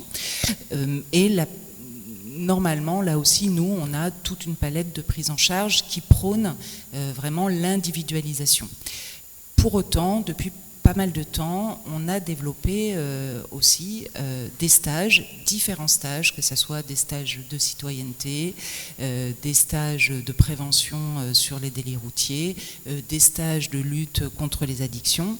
Et cette notion, effectivement, cette modalité d'action collective, on l'a développée en Polynésie française en lien avec différents partenaires, effectivement, comme pouvait l'expliquer Philippe. Et ces stages peuvent se dérouler au sein même de l'unité éducative de milieu ouvert, mais comme on va être sur des méthodes actives qui vont être privilégiées, on va aussi leur permettre d'expérimenter par des activités extérieures sur donc une durée de stage qui varie entre 2 jours et 5 jours selon la thématique et la situation du jeune. Pourquoi cette variable? Là aussi, on va le voir, des stages qui peuvent être ordonnés soit dans le cadre d'une composition pénale, comme l'a expliqué Cécile, où là on va être plutôt sur 2 jours, mais par contre aussi qui peut faire l'objet donc d'une peine de stage décidée par le tribunal pour enfants, auquel cas on sera sur une période bien évidemment plus longue et qui durera plutôt 5 jours. Du fait que ce sont en grande majorité des mineurs ou des jeunes majeurs, et fort heureusement pour nous qui ne sont pas tous en décrochage scolaire, on privilégie l'organisation de ces stages pendant les vacances scolaires. Donc ces stages, vraiment on est dans l'objectif qui favorise le développement de l'acquisition de compétences psychosociales. Philippe en a énuméré plusieurs, mais c'est là où on s'est dit que ça nous semblait effectivement pertinent de pouvoir proposer aussi un stage de violence intrafamiliale et même de violence conjugale, y compris pour des auteurs mineurs. Pourquoi? Parce que ces dernières années, la PJJ a fait le constat d'une augmentation de la proportion des mineurs pris en charge pour des faits de violence. Ça représentait à peu près 26% du total donc, de notre activité en 2024 et 24% en 2025. Par violence, on comprend les violences physiques, mais également donc, les violences conjugales chez des mineurs qui sont déjà en couple. Alors ça reste effectivement pour nous marginal puisque le retour qu'on a sur 2025 c'est 18 jeunes qui ont été orientés donc sur un stage sur les violences intrafamiliales. Dans ces 18 jeunes nous avions 8 filles donc pour 10 garçons. Ce projet donc de mettre en place un stage vif, ça a vraiment été le fruit d'un constat partagé avec le parquet, les magistrats du tribunal pour enfants et sur la nécessité de se dire qu'est-ce qu'on peut privilégier comme mesure. Alors c'est ce que évoquait Philippe tout à l'heure dans l'échelle des réponses pénales qui peuvent être données pour pouvoir répondre au mieux et essayer de prévenir cette récidive. Et d'autant qu'effectivement, je rejoins là aussi ce qui vous a été dit. Le constat que nous avons fait, c'est que les mineurs que l'on prend en charge dans le cadre de ces stages, ils ont été en grande majorité victimes de violences intrafamiliales eux-mêmes pendant l'enfance. Donc, à un moment donné, on s'est dit, il faut vraiment qu'on réfléchisse aux objectifs pour essayer d'éviter cette répétition intergénérationnelle, d'autant plus que souvent, cette violence, et notamment pour les jeunes couples, des jeunes couples qui parfois eux-mêmes sont parents et ont des enfants, continuent à vivre au domicile de leurs parents, qui souvent, eux aussi ont commis des violences et qui n'arrivent pas non plus à alerter les services par rapport aux constatations qu'ils peuvent faire de la violence du jeune couple, soit c'est la jeune fille, soit c'est le garçon qui vit chez les beaux-parents, et encore une fois en présence parfois d'enfants, de bébés qui sont nés récemment.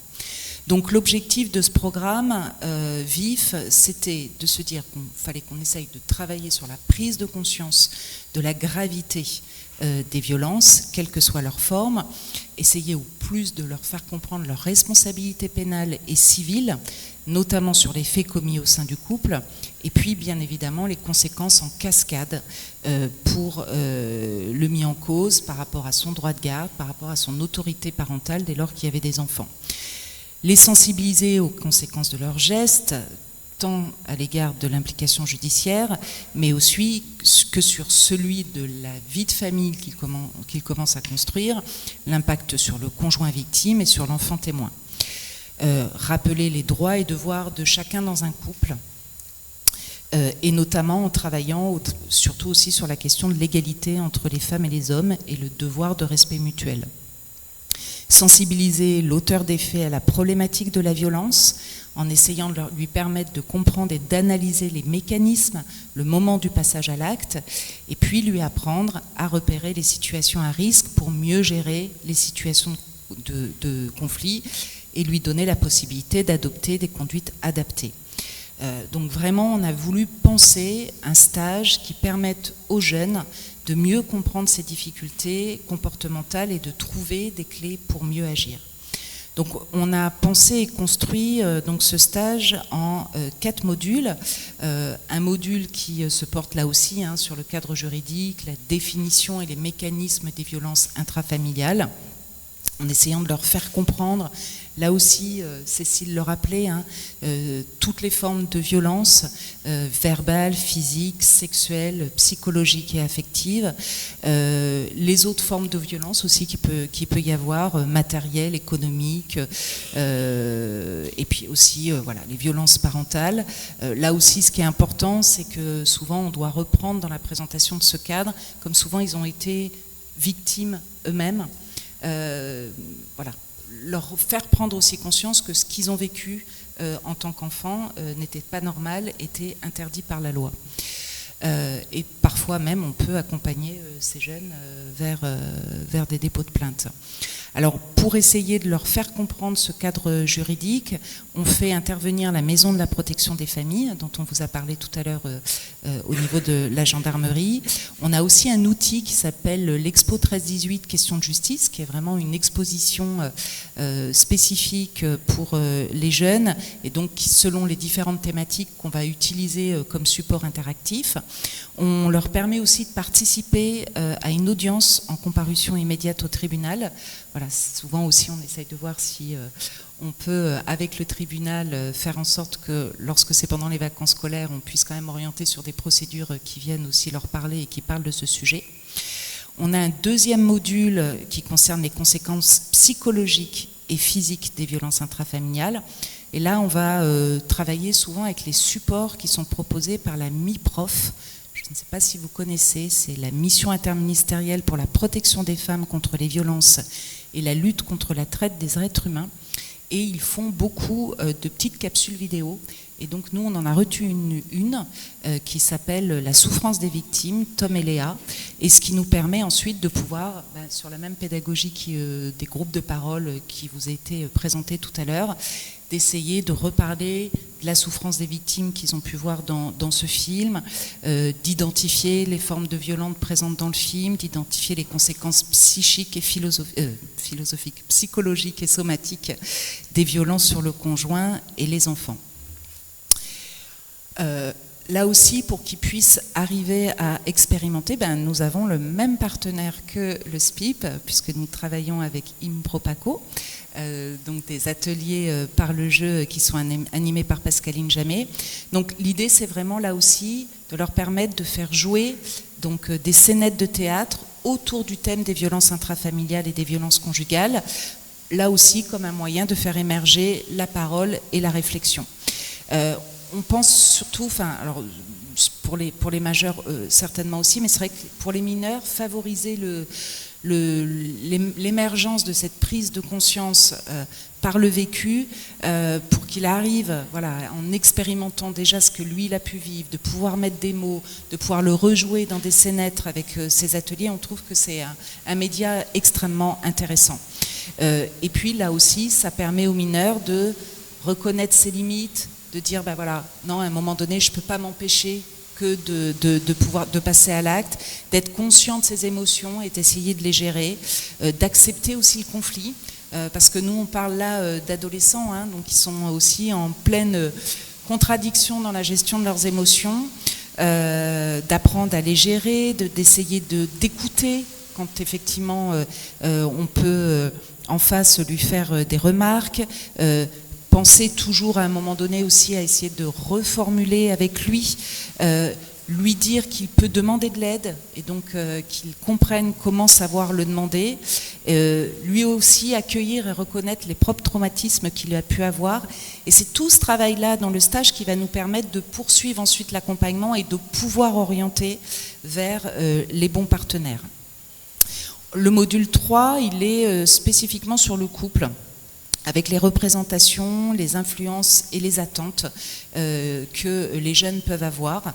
Alors, je ne vous ai pas dit aussi, mais parfois on peut avoir, alors ça dépend des situations, c'est pas systématique, mais on peut avoir dans le cadre de ces stages des violences intrafamiliales un couple qui est présent, c'est-à-dire que le garçon et la fille ont ont une orientation par le magistrat et selon la situation, parfois on pense que ça peut être pertinent qu'ils participent au même stage. Donc voilà, la notion du couple, respect, on appuie la position égalitaire dans la relation. Et là, on va aussi utiliser d'autres outils, alors notamment en faisant donc intervenir, on vous parlait tout à l'heure du stage de responsabilité parentale, la PJJ participe, on a une de nos collègues qui là aussi va intervenir, qui est assistante de service social sur l'UMO et qui va pouvoir intervenir parce qu'elle intervient dans le cadre du stage de responsabilité parentale pour pouvoir présenter aussi les mêmes outils et travailler avec les mêmes outils sur cette notion de couple et de respect de couple, notamment aussi en déclinant les stéréotypes sociaux, les différentes figures parentales et puis l'identification aussi de ses propres aspirations qu'on met et qu'on projette dans le couple. On a un outil qu'on utilise, je ne sais pas si vous le connaissez, c'est le violentomètre. Bon, j'aurais dû peut-être le projeter, mais c'est un outil en tous les cas nous qu'on trouve intéressant pour les jeunes parce qu'il permet, selon effectivement la personne avec qui je suis respecte mes décisions, mes désirs et mes goûts. Donc il y a marqué profite. Ça veut dire que comme il est dans le vert, la relation est saine. Quand on dit vigilance, dit stop, on va avoir rabaisse tes opinions et tes projets, se moque de toi en public, est jaloux et possessif en permanence. La jalousie, c'est souvent un fond extrêmement important pour nous chez les mineurs d'intervention. Te manipule, contrôle tes sorties. Je pense que vous avez dû déjà avoir une intervention sur le contrôle coercitif. Voilà, donc c'est des moyens. Et puis surtout, protège-toi et demande de l'aide dès lors qu'effectivement il va y avoir de l'humiliation, dès lors qu'il va y avoir des coups. Voilà. Ça, c'est un outil qui marche très bien avec les mineurs et qu'on utilise dans le cadre de ce stage. Le dernier module, c'est l'analyse et la maîtrise de sa violence. Donc là, on va retrouver à peu près les mêmes attendus que Philippe vous a présentés, la question du rôle des émotions, des mécanismes de la colère, de la jalousie, les addictions et les violences, parce que, pas systématiquement, mais effectivement, le passage à l'acte peut parfois être commis sous addiction. Les techniques de communication non violente, c'est aussi quelque chose qu'on essaye d'aborder avec eux. Et puis les bases d'une relation de qualité. Et là, on utilise un nouveau média qui est aussi le baptême de plongée. pour qu'ils puissent expérimenter justement ce rôle des émotions. C'est pas anodin qu'on utilise le baptême de plongée aussi dans le cadre des stages vifs, parce que là on est sur quelque chose autour de la respiration. On sait que souvent d'une manière générale, quand même, on voit des phénomènes de strangulation ou de volonté d'empêcher, à un moment donné, ils me disent, j'avais besoin aussi qu'elle se taise, je ne pouvais plus entendre, donc cette tendance à aller couper le souffle. Donc on s'est dit que le baptême de plongée, au-delà de la question de comprendre effectivement la règle, l'importance de la règle et gérer ses émotions lorsqu'on est sous l'eau, il y avait aussi quelque chose qui nous paraissait important sur la question de la respiration et du souffle. Voilà. Et puis pour finir, la place des représentants légaux. On travaille donc avec des mineurs. C'est extrêmement important pour nous d'essayer d'associer les parents, de travailler avec les parents, qu'ils puissent aussi alerter, comprendre parfois, on le disait, sur les pratiques éducatives qu'ils ont pu avoir aussi un impact. On se rend compte aussi en intervenant dans les familles que la maman peut être aussi victime de violences intrafamiliales. Donc, systématiquement, bien évidemment, les éducateurs de la PJJ font des signalements, mais on se dit aujourd'hui aussi que c'est pas suffisant.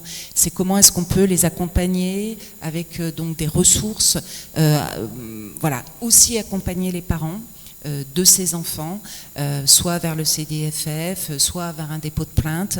On a aussi essayé de travailler, parce que parfois c'est pas toujours évident pour les professionnels, quand ils sont au sein de la famille, de pouvoir s'isoler avec une maman pour lui dire nous on pense madame que vous aussi vous avez besoin d'aide. Alors on a trouvé un système de QR code voilà, qu'on peut remettre, et en scannant ce QR code, elle a aussi la liste de toutes les ressources à sa disposition. Alors, c'est pas suffisant, mais c'est parfois une porte d'entrée.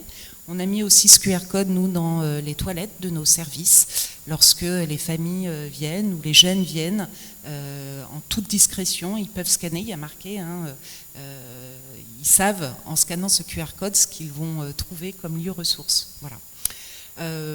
C'est une réflexion qu'on n'a pas fini à ce stage, vous le comprenez. Enfin voilà, c'est depuis 2025 qu'on vient de le mettre en place, c'est tout nouveau. Fort heureusement pour nous, c'est pas le plus de notre activité, mais c'est vrai que ce sujet des violences intrafamiliales touche aussi un nombre important de nos mineurs qui n'ont pas forcément commis ce type d'acte, mais dans le cadre des mineurs délinquants que l'on peut suivre, un tiers de nos mineurs ont été des mineurs en danger.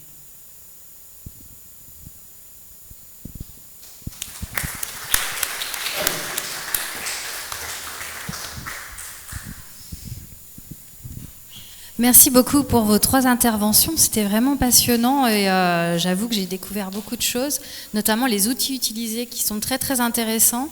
Et puis pour les mineurs, l'importance de la place des parents, c'est vrai qu'il faut le souligner, mais ça fait partie aussi de la prévention, d'encadrer les parents pour qu'ils puissent donner les bonnes clés à leurs enfants. Est-ce qu'il y a des questions? Donc maintenant on va réserver un temps pour le débat, les questions. Est-ce que vous avez des questions à poser? Oui.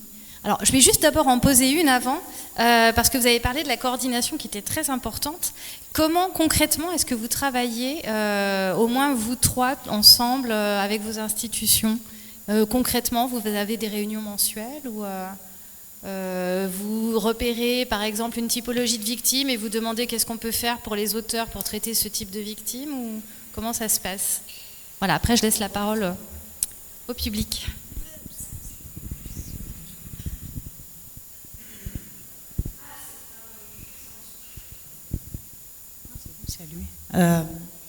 Bon, alors, sans formalisme particulier, déjà, on s'appelle régulièrement. Particulièrement, nous, on a un peu moins de contacts, je dois l'avouer, avec la PJJ qu'avec le SPIP, parce que le nombre de personnes, le volume de ce qu'on suit comme procédure est pas identique. On a quand même, je sais pas, Delphine sera mieux placée que moi pour en parler, mais on a quand même relativement peu de jeunes délinquants, et je pense que là c'est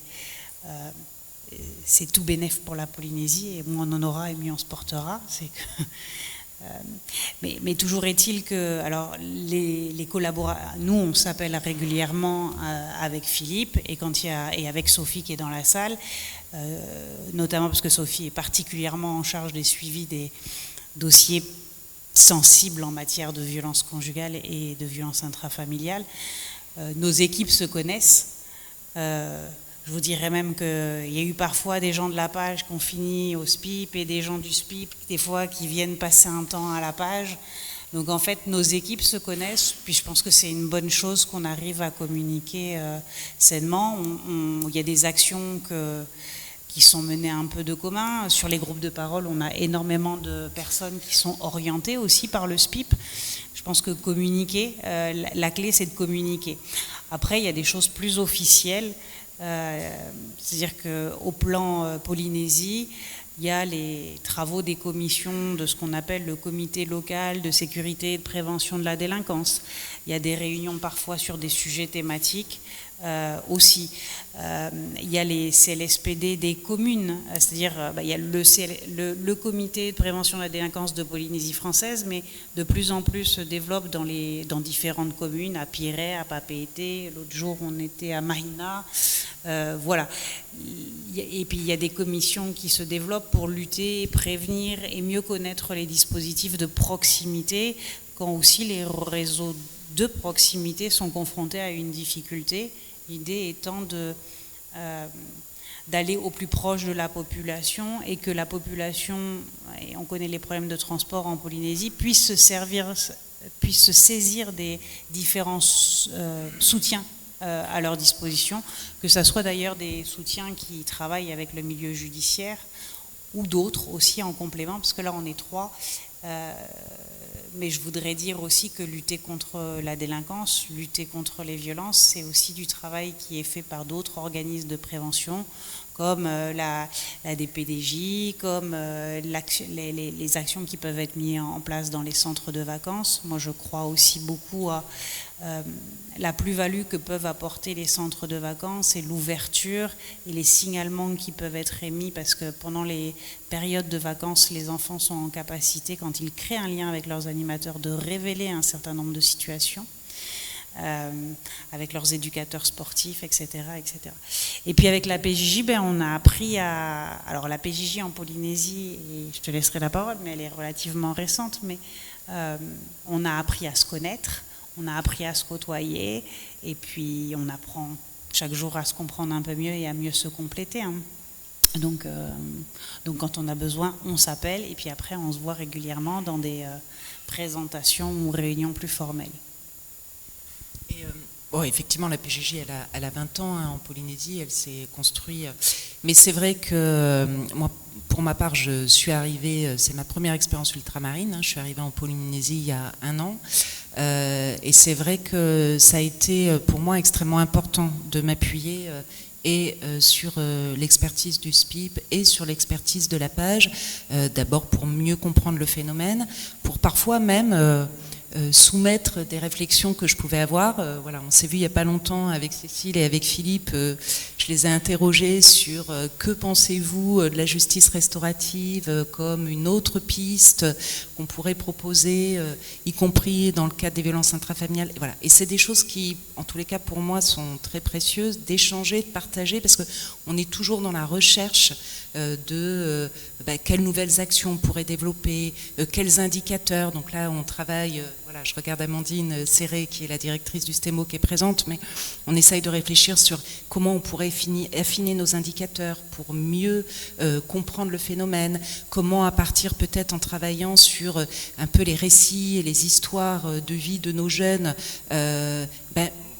voir un peu les constantes et de se dire sur quel levier on pourrait améliorer notre prise en charge. Par rapport aussi au SPIP, voilà, c'est vrai que les partenaires avec lesquels, nous les stages, comme vous l'avez compris, on vient juste de les développer. La protection de l'enfance, il y a beaucoup de mineurs victimes de violences intrafamiliales, mais sur lesquels nous, on ne peut pas intervenir. Voilà, comme je vous le disais, c'est 18 jeunes dont je vous parle au niveau des stages auteurs, et fort heureusement pour nous, mais on a beaucoup aussi à s'appuyer sur cette expérience du SPIP qui développe ces stages depuis longtemps. Donc voilà, en tous les cas, moi au niveau de la PJJ, on est beaucoup plus petit, vous l'avez compris, et donc on s'appuie aussi sur l'expertise de la page et du SPIP. Peut-être un point pour préciser sur le plan institutionnel, qu'il y a une instance qui est le comité de pilotage qui est géré par la juridiction à laquelle on participe tous, qui est dédié à la prévention des violences intrafamiliales.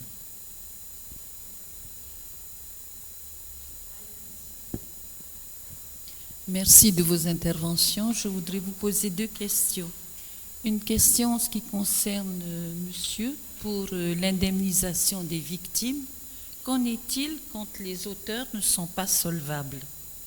Et la deuxième question que je voulais poser concerne justement les 18 jeunes qui sont suivis. Vous avez dit qu'il y avait 8 filles et 10 garçons. C'est bien ça? Voilà. Je voudrais savoir, est-ce que c'est dans le cadre de violences réciproques ou est-ce qu'elles sont auteurs d'elles-mêmes?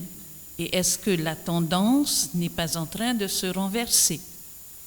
C'est-à-dire que jusqu'à présent, quand on voit les couples adultes, c'est plutôt l'homme qui est violent. Il y a des femmes violentes aussi vis-à-vis de leur conjoint, je ne dis pas le contraire, mais quand je vois les chiffres, là, je me pose des questions. Merci.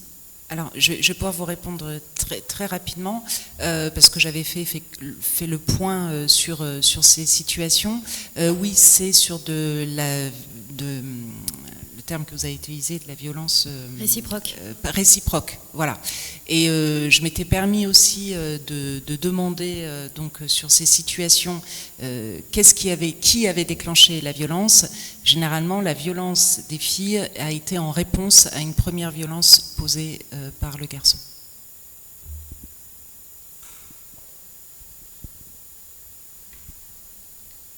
S'agissant des situations que vous avez raison de relever, d'impécuniosité de l'auteur de violence, incapable de rembourser les sommes dues à la victime, il existe des fonds d'indemnisation des victimes qui peuvent être activés pour compenser l'incapacité de l'auteur à le faire.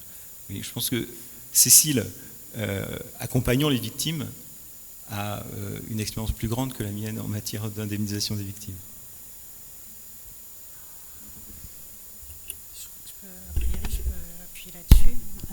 Oui, en fait, en fonction de la décision de justice, en fonction de la gravité de l'infraction, il y a 2 fonds qui existent, un qui s'appelle le SARVI, l'autre qui s'appelle la CIVI. Donc, en fait,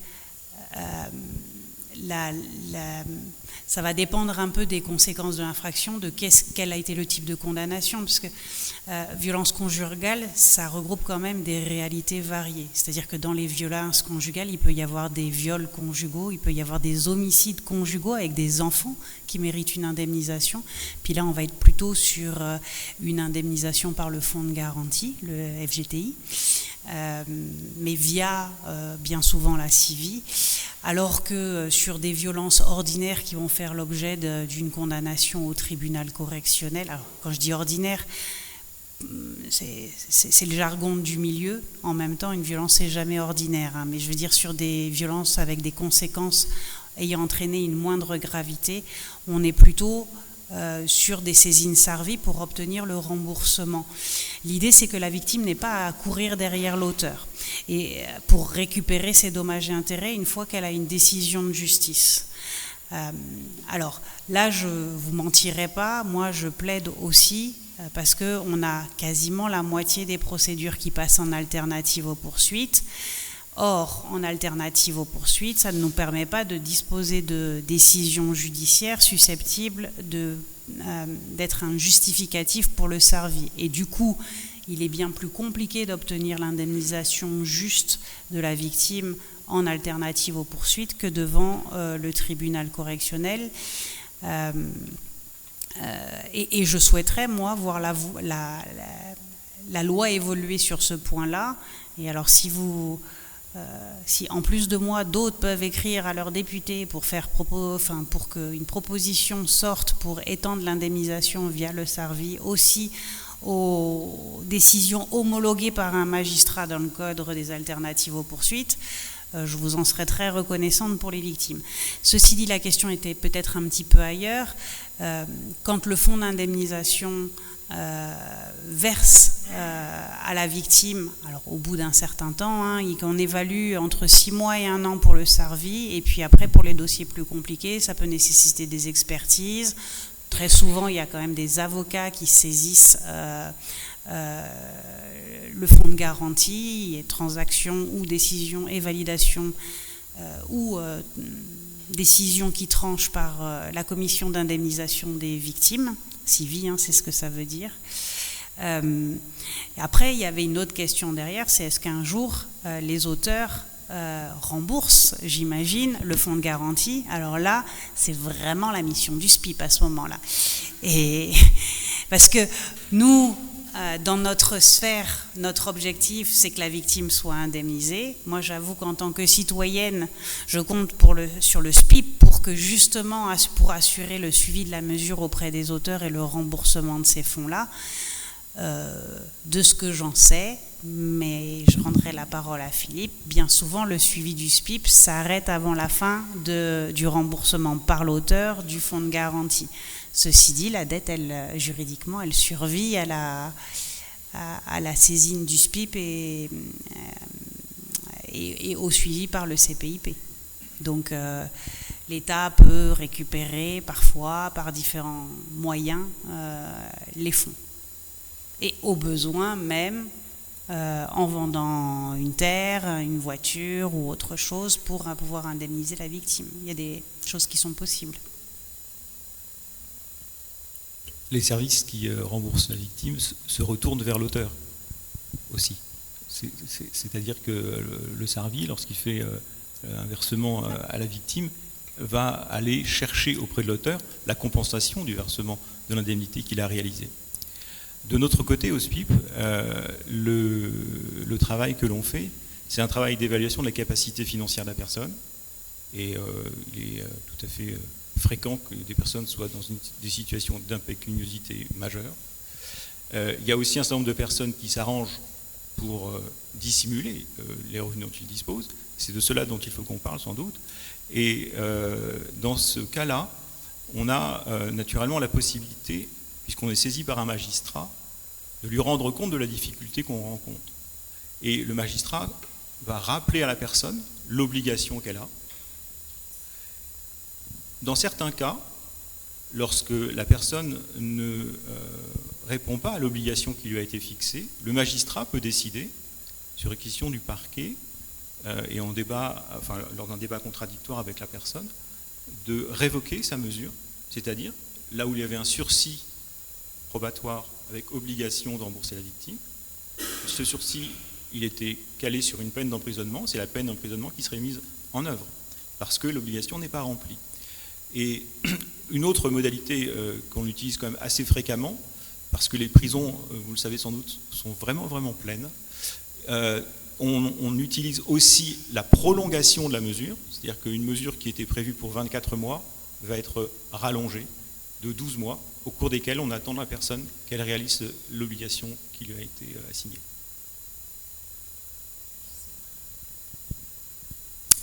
Merci pour vos interventions très riches. Dans certains cadres de thérapie familiale, la réintroduction d'un contact non violent, respectueux, non menaçant, tel que des massages thérapeutiques, permettent aux auteurs de réapprendre d'autres modes de relation qui ne passent pas par la brutalité. Cela peut aider peut-être dans certains cas à désamorcer des schémas de violence qui sont intégrés par cette rééducation comportementale. Que pensez-vous donc du coup, alors pour les auteurs c'est intéressant, pour les victimes aussi, de se réadapter leur schéma corporel de façon, alors ça se travaille dans le temps bien sûr, que pensez-vous de ces démarches-là? Parce qu'on n'en entend jamais parler depuis le début de cet accompagnement qu'on peut faire auprès de la personne juste sur un toucher qui est à la base l'origine des violences pour la plupart du temps, mais qui peut être aussi salvateur à l'issue de ça. Alors, voulez-vous que je sois politiquement correcte ou que je sois franche? Franche. Ok. Je vous dirais que c'est le type de mesure, pour notre part, qui est difficilement finançable. les financeurs publics n'ont pas la volonté d'aller financer du massage. Ils vont concrètement plus nous suivre sur la prise en charge d'un hébergement d'urgence que sur ce type de prise en charge douce. Voilà, alors on a pu par exemple aussi inclure ce qui était inenvisageable il y a 20 ans quand j'ai commencé. On a réussi à financer des séances sur de la communication non violente, ce qui aurait été inenvisageable il y a 20 ans. Donc je pense que les financeurs s'adoucissent et ont leur vision qui s'élargit. Cela étant, il y a pu avoir des choses qui ont été incomprises ou contestables peut-être, j'ai pas forcément d'avis dessus, et ça fait la une des médias il n'y a pas très longtemps sur comment on dépense l'argent. Je crois que politiquement, ça peut être un peu compliqué de dire au reste de la société civile, on utilise de l'argent public pour... par exemple, comme tu expliquais tout à l'heure, faire de la plongée à des jeunes délinquants, est-ce que c'est pas les récompenser? Donc là, vous avez eu l'explication. Non, ça permet aussi de comprendre à un mineur auteur qu'est-ce que c'est le sentiment de ne pas pouvoir respirer, etc. Mais quand on survole ce type de ces nouvelles prises en charge, eh ben, c'est parfois incompris. Et il y a cet enjeu financier, cette question de priorisation dans les prises en charge. Aujourd'hui, et notamment en matière d'accompagnement de victimes, on manque de places d'hébergement. Donc c'est plus facile pour moi d'aller financer des nuitées de Airbnb ou d'urgence dans une pension de famille que d'envisager ceci. Mais il n'y a rien d'inenvisageable, mais c'est vrai que c'est aujourd'hui pas forcément dans la priorité. Et puis après, je pense que c'est pas forcément pour tout le monde non plus. Je crois que souvent il faut une préparation. Je pense là notamment aux victimes de violences conjugales, mais aussi aux victimes de violences sexuelles. Le rapport au corps est parfois compliqué, et donc il y a besoin d'avancer dans une relation de confiance avant de pouvoir proposer ça. On a pu mettre en place du surf-thérapie, par exemple, pour un certain nombre de victimes qui avaient été de victimes d'inceste ou de violences sexuelles, et on avait monté le projet il y a 2 ans. Ça s'est avéré très, très intéressant. Mais en même temps, c'est très exigeant parce que ça peut être que des petits groupes, c'est sur du long terme, et le rapport entre le coût et la lenteur et le nombre de victimes qu'il y aurait à prendre en charge par ailleurs est souvent vu de manière très nuancée par les financeurs. Alors je comprends bien toutes ces problématiques, mais juste pour information, j'interviens au service d'addictologie auprès de patients qui sont donc dans des situations d'addiction, mais pour la plupart suite à des violences intrafamiliales, depuis déjà plusieurs années, et on a des résultats quand même assez spectaculaires. Alors je comprends que ça a un coût, je comprends tout ça, mais je trouve quand même fort dommageable qu'avec un outil relativement simple, avec certaines formations bien sûr, mais qu'on puisse quand même faire un bien inouï. Enfin, je travaille avec des psychiatres, des psychologues et tout, qui sont assez surpris du résultat qu'on peut avoir sur 2 ou 3 séances seulement. Voilà, c'était juste ma question. Merci. Je pourrais juste répondre que, alors, sur le rapport au corps, dans les programmes que je vous ai décrits, il y a une dimension qui est dédiée, notamment dans le cadre des séances de sophrologie. C'est à mes yeux quelque chose d'important qui porte aussi sur la gestion de la respiration, mais qui est directement lié à la manière dont on vit à l'intérieur de son propre corps. Les séances sont des séances extrêmement studieuses, extrêmement calmes, et c'est, il me semble aussi, une modalité d'intervention qui est efficace. Mais je rejoins Cécile, l'ensemble de ces dispositifs-là, je vous ai parlé tout à l'heure de médiation animale, la sophrologie, tous ces dispositifs-là, si on les met en œuvre, à la clé, il faut qu'on envisage des outils d'évaluation assez affinés. C'est pour ça que je vous évoquais tout à l'heure les tests en amont et en aval, sortie de programme, pour voir ce qui s'est passé, qu'on puisse le dire. On a aussi la nécessité de pouvoir démontrer si ça a un impact sur la récidive ou pas. Ça, c'est des travaux qui nécessitent du temps, puisqu'il faut environ 5 à 6 ans pour avoir le recul sur le moment où la personne a bénéficié du programme et le moment où on étudie s'il y a eu ou pas une situation de récidive. Yaurana, merci beaucoup pour vos interventions. Alors, en tant qu'étudiante, j'avais eu l'occasion d'interroger pour un projet Madame Tempia, la juge des enfants et de la famille. Et elle m'avait informé qu'avec le fléau de la DICE en Polynésie, la drogue s'était immiscée dans les familles et les mineurs aussi. Donc ma question, c'était de savoir, est-ce que vous avez pu observer que la drogue était un des déclencheurs peut-être des violences intrafamiliales? Merci.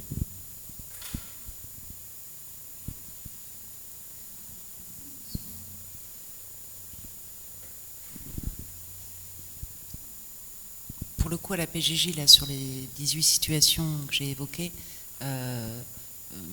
effectivement, les jeunes avaient pu consommer de l'alcool ou du paca.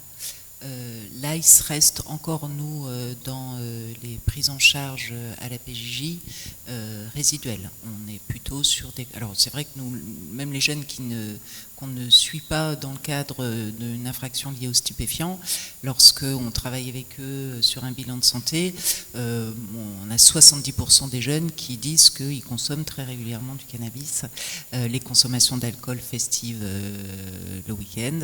L'ICE aujourd'hui, bien évidemment, impacte nos mineurs délinquants, mais pas systématiquement dans le cadre des violences intrafamiliales.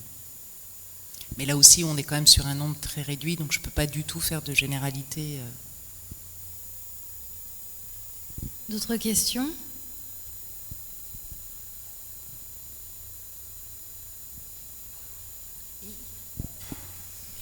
Le temps que tu montes, je vais juste en profiter. Il y a une chose qui m'a interpellée dans ta question. C'était est-ce que la drogue ou l'ICE, je ne sais plus comment tu as formulé, mais provoque la violence. Nous, de ce qu'on peut voir et du récit des personnes, c'est pas qu'ils provoquent la violence, c'est qu'ils facilitent le recours à la violence. Mais le conflit était déjà là. En fait, le problème, c'est pas forcément la substance en elle-même. Enfin, en tout cas, c'est un problème sur le plan sanitaire. Mais de ce qu'on voit, nous, c'est que ça facilite. C'est-à-dire que là où quelqu'un aurait été pas content, agressif, qu'il aurait fermé la porte, en fait, il perd le contrôle. Et oui, en ce sens, il y a des réactions plus agressives. On a de plus en plus de victimes qui nous disent que leurs partenaires consomment.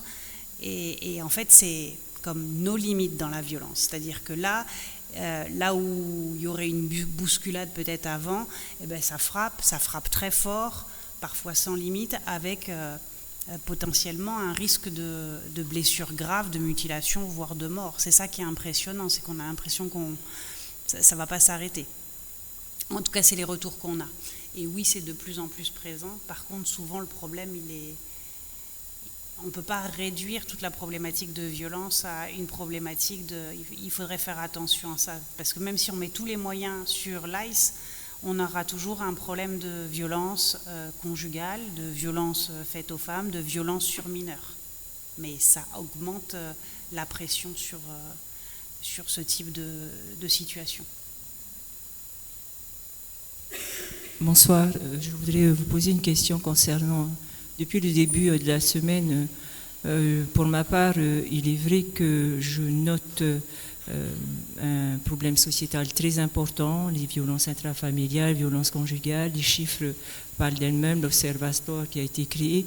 Je voudrais tout de même en fait savoir s'il y a du positif dans tout ce qui est mis en place, s'il y a des chiffres qui peuvent aussi montrer que tout le travail qui est effectué par toutes les associations concernées, tous les partenaires concernés par ce problème, est-ce que tout de même il y a des chiffres qui disent que, par exemple, des auteurs ne se récidivent pas, par exemple. Est-ce que c'est possible d'avoir une visibilité sur ça ou pas du tout? Merci. Alors, au risque de décevoir, on n'a pas de chiffres qui nous permettent de dire aujourd'hui en Polynésie quelle est la part de récidive des personnes qui ont été condamnées, qui ont fait l'exécution de leur peine. Ces chiffres-là, on n'en dispose pas. On doit y travailler parce que précisément on en a besoin. mais pour l'instant, ils ne sont pas disponibles. Ce qu'on peut repérer quand même, et c'est ce que j'ai pu donner comme indication tout à l'heure, c'est qu'on avait 22% de récidives parmi les auteurs de violences conjugales sur le plan national. Ce chiffre-là, naturellement, difficile de l'extrapoler ici. On sait qu'il y en a davantage de violences. Mais en tout cas, voilà une indication. J'en ai pas d'autres. Alors peut-être pour rebondir, avec la création de l'Observatoire des violences faites aux femmes et intrafamiliales, peut-être que des demandes plus précises de chiffres, de statistiques vont être faites et on espère qu'elles seront réalisées pour donner plus de chiffres et plus de visibilité sur les actions à mener finalement.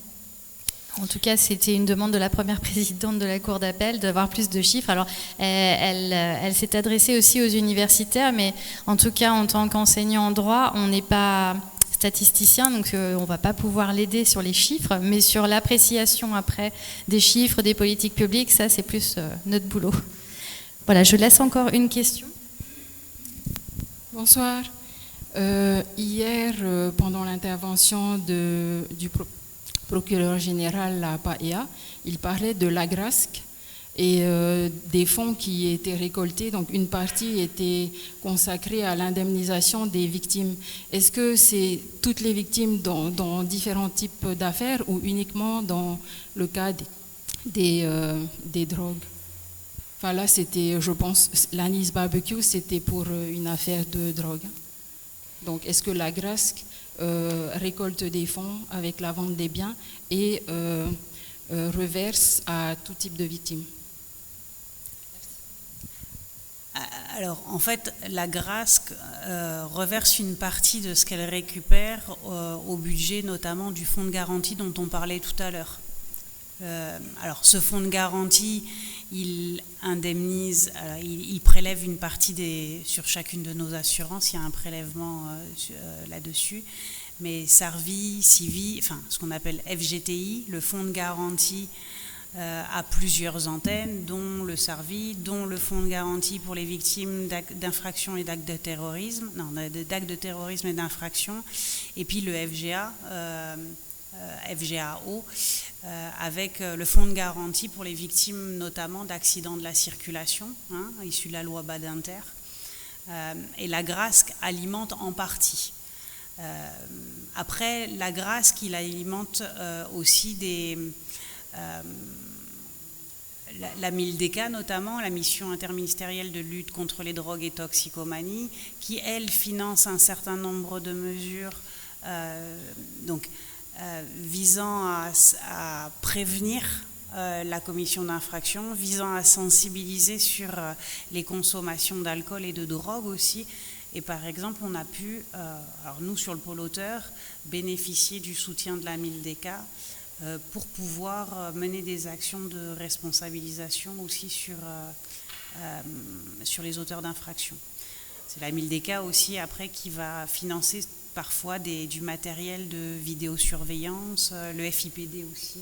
L'AGRASC, qui me semble, est en partie financé finance en partie le FIPD aussi. Contribue en tout cas au financement du FIPD, me semble-t-il. Une dernière question.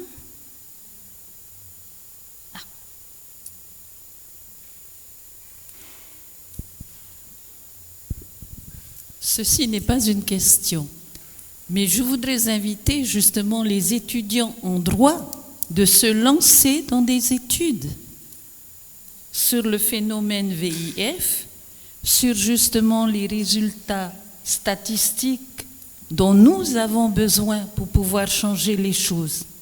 En ce moment, le CESEC est en train de mener une autosaisine sur les violences intrafamiliales. Avec Madame Trébuc et moi-même Raymond Raoult, nous sommes rapporteurs de cette autosaisine. C'est pourquoi vous nous voyez là tous les soirs. Et nous avons besoin de vous, parce que vous avez des données en droit pénal ou autres. Vous pouvez vous adresser à d'autres personnes, mais essayez d'avoir les statistiques. Voyez par exemple le résultat au bout de la prise en charge du SPIP. Ils nous ont parlé des cas qu'ils suivent. Ils ont le nez dans le guidon, ils n'ont pas le temps nécessaire de mener les études de suivi. Peut-être que vous pourriez prendre ça en sujet d'étude. Je vous remercie. Alors, bonne remarque. Alors, les étudiants en droit ont plus vocation à travailler sur les textes que sur les statistiques, mais à l'occasion des stages, c'est vrai que ils peuvent mener, alors c'est maintenant avec l'interdisciplinarité, hein, on essaye de les former, ils ont une petite formation en méthodologie des sciences sociales, donc ils sont capables de mener des petits questionnaires et de travailler sur certaines thématiques. Donc j'ai pu le voir dans le cadre de stages, mais c'est vrai que c'est pas leur vocation première. Par contre, à l'occasion d'une étude, si on trouve, alors c'est le nerf de la guerre, comme partout, c'est le financement, hein, mais lorsqu'on arrive à obtenir des financements, on peut constituer une équipe pluridisciplinaire de chercheurs, et là, s'adjoindre les services d'un économiste, de sociologue, de personnes qui peuvent travailler sur ces... Alors c'est le cas d'ailleurs, moi je travaille sur complètement autre chose, là sur le travail pénitentiaire, c'est pour ça que je regarde Monsieur Fournier, avec Marie Salin, donc une anthropologue, une économiste, 2 juristes et une ancienne CEPIP. Donc une petite équipe pour travailler sur un sujet qui permette de coupler les chiffres avec des analyses juridiques. Donc on pourrait très bien imaginer le faire aussi sur la thématique des violences intrafamiliales. Bon, il me reste à remercier nos 3 intervenants. Merci beaucoup pour vos présentations. Et comme c'est la dernière soirée de conférence de la semaine, j'en profite aussi pour remercier une nouvelle fois tous les intervenants de cette semaine. De vous rappeler que demain se déroulera une projection à la bibliothèque universitaire sur le film, alors non pas celui qui est sur les affiches, mais sur Je vais te tuer, qui est plus en phase avec le sujet. Et je remercie aussi un petit clin d'œil particulier à la technique là-haut qui m'a bien dépanné pendant ces derniers jours. Merci beaucoup. Donc merci à tous pour avoir assisté à toutes ces conférences. J'étais ravie de voir à plusieurs reprises justement des personnes qui ont suivi toute la semaine. Je rappelle juste donc cette thématique a été traitée dans le cadre de la semaine du droit pénal. C'est la première édition cette année. C'est une semaine qui a été lancée par l'Association française de droit pénal et qui a vocation à être renouvelée chaque année sur des thématiques différentes d'actualité. Donc voilà, rendez-vous l'année prochaine. Merci beaucoup.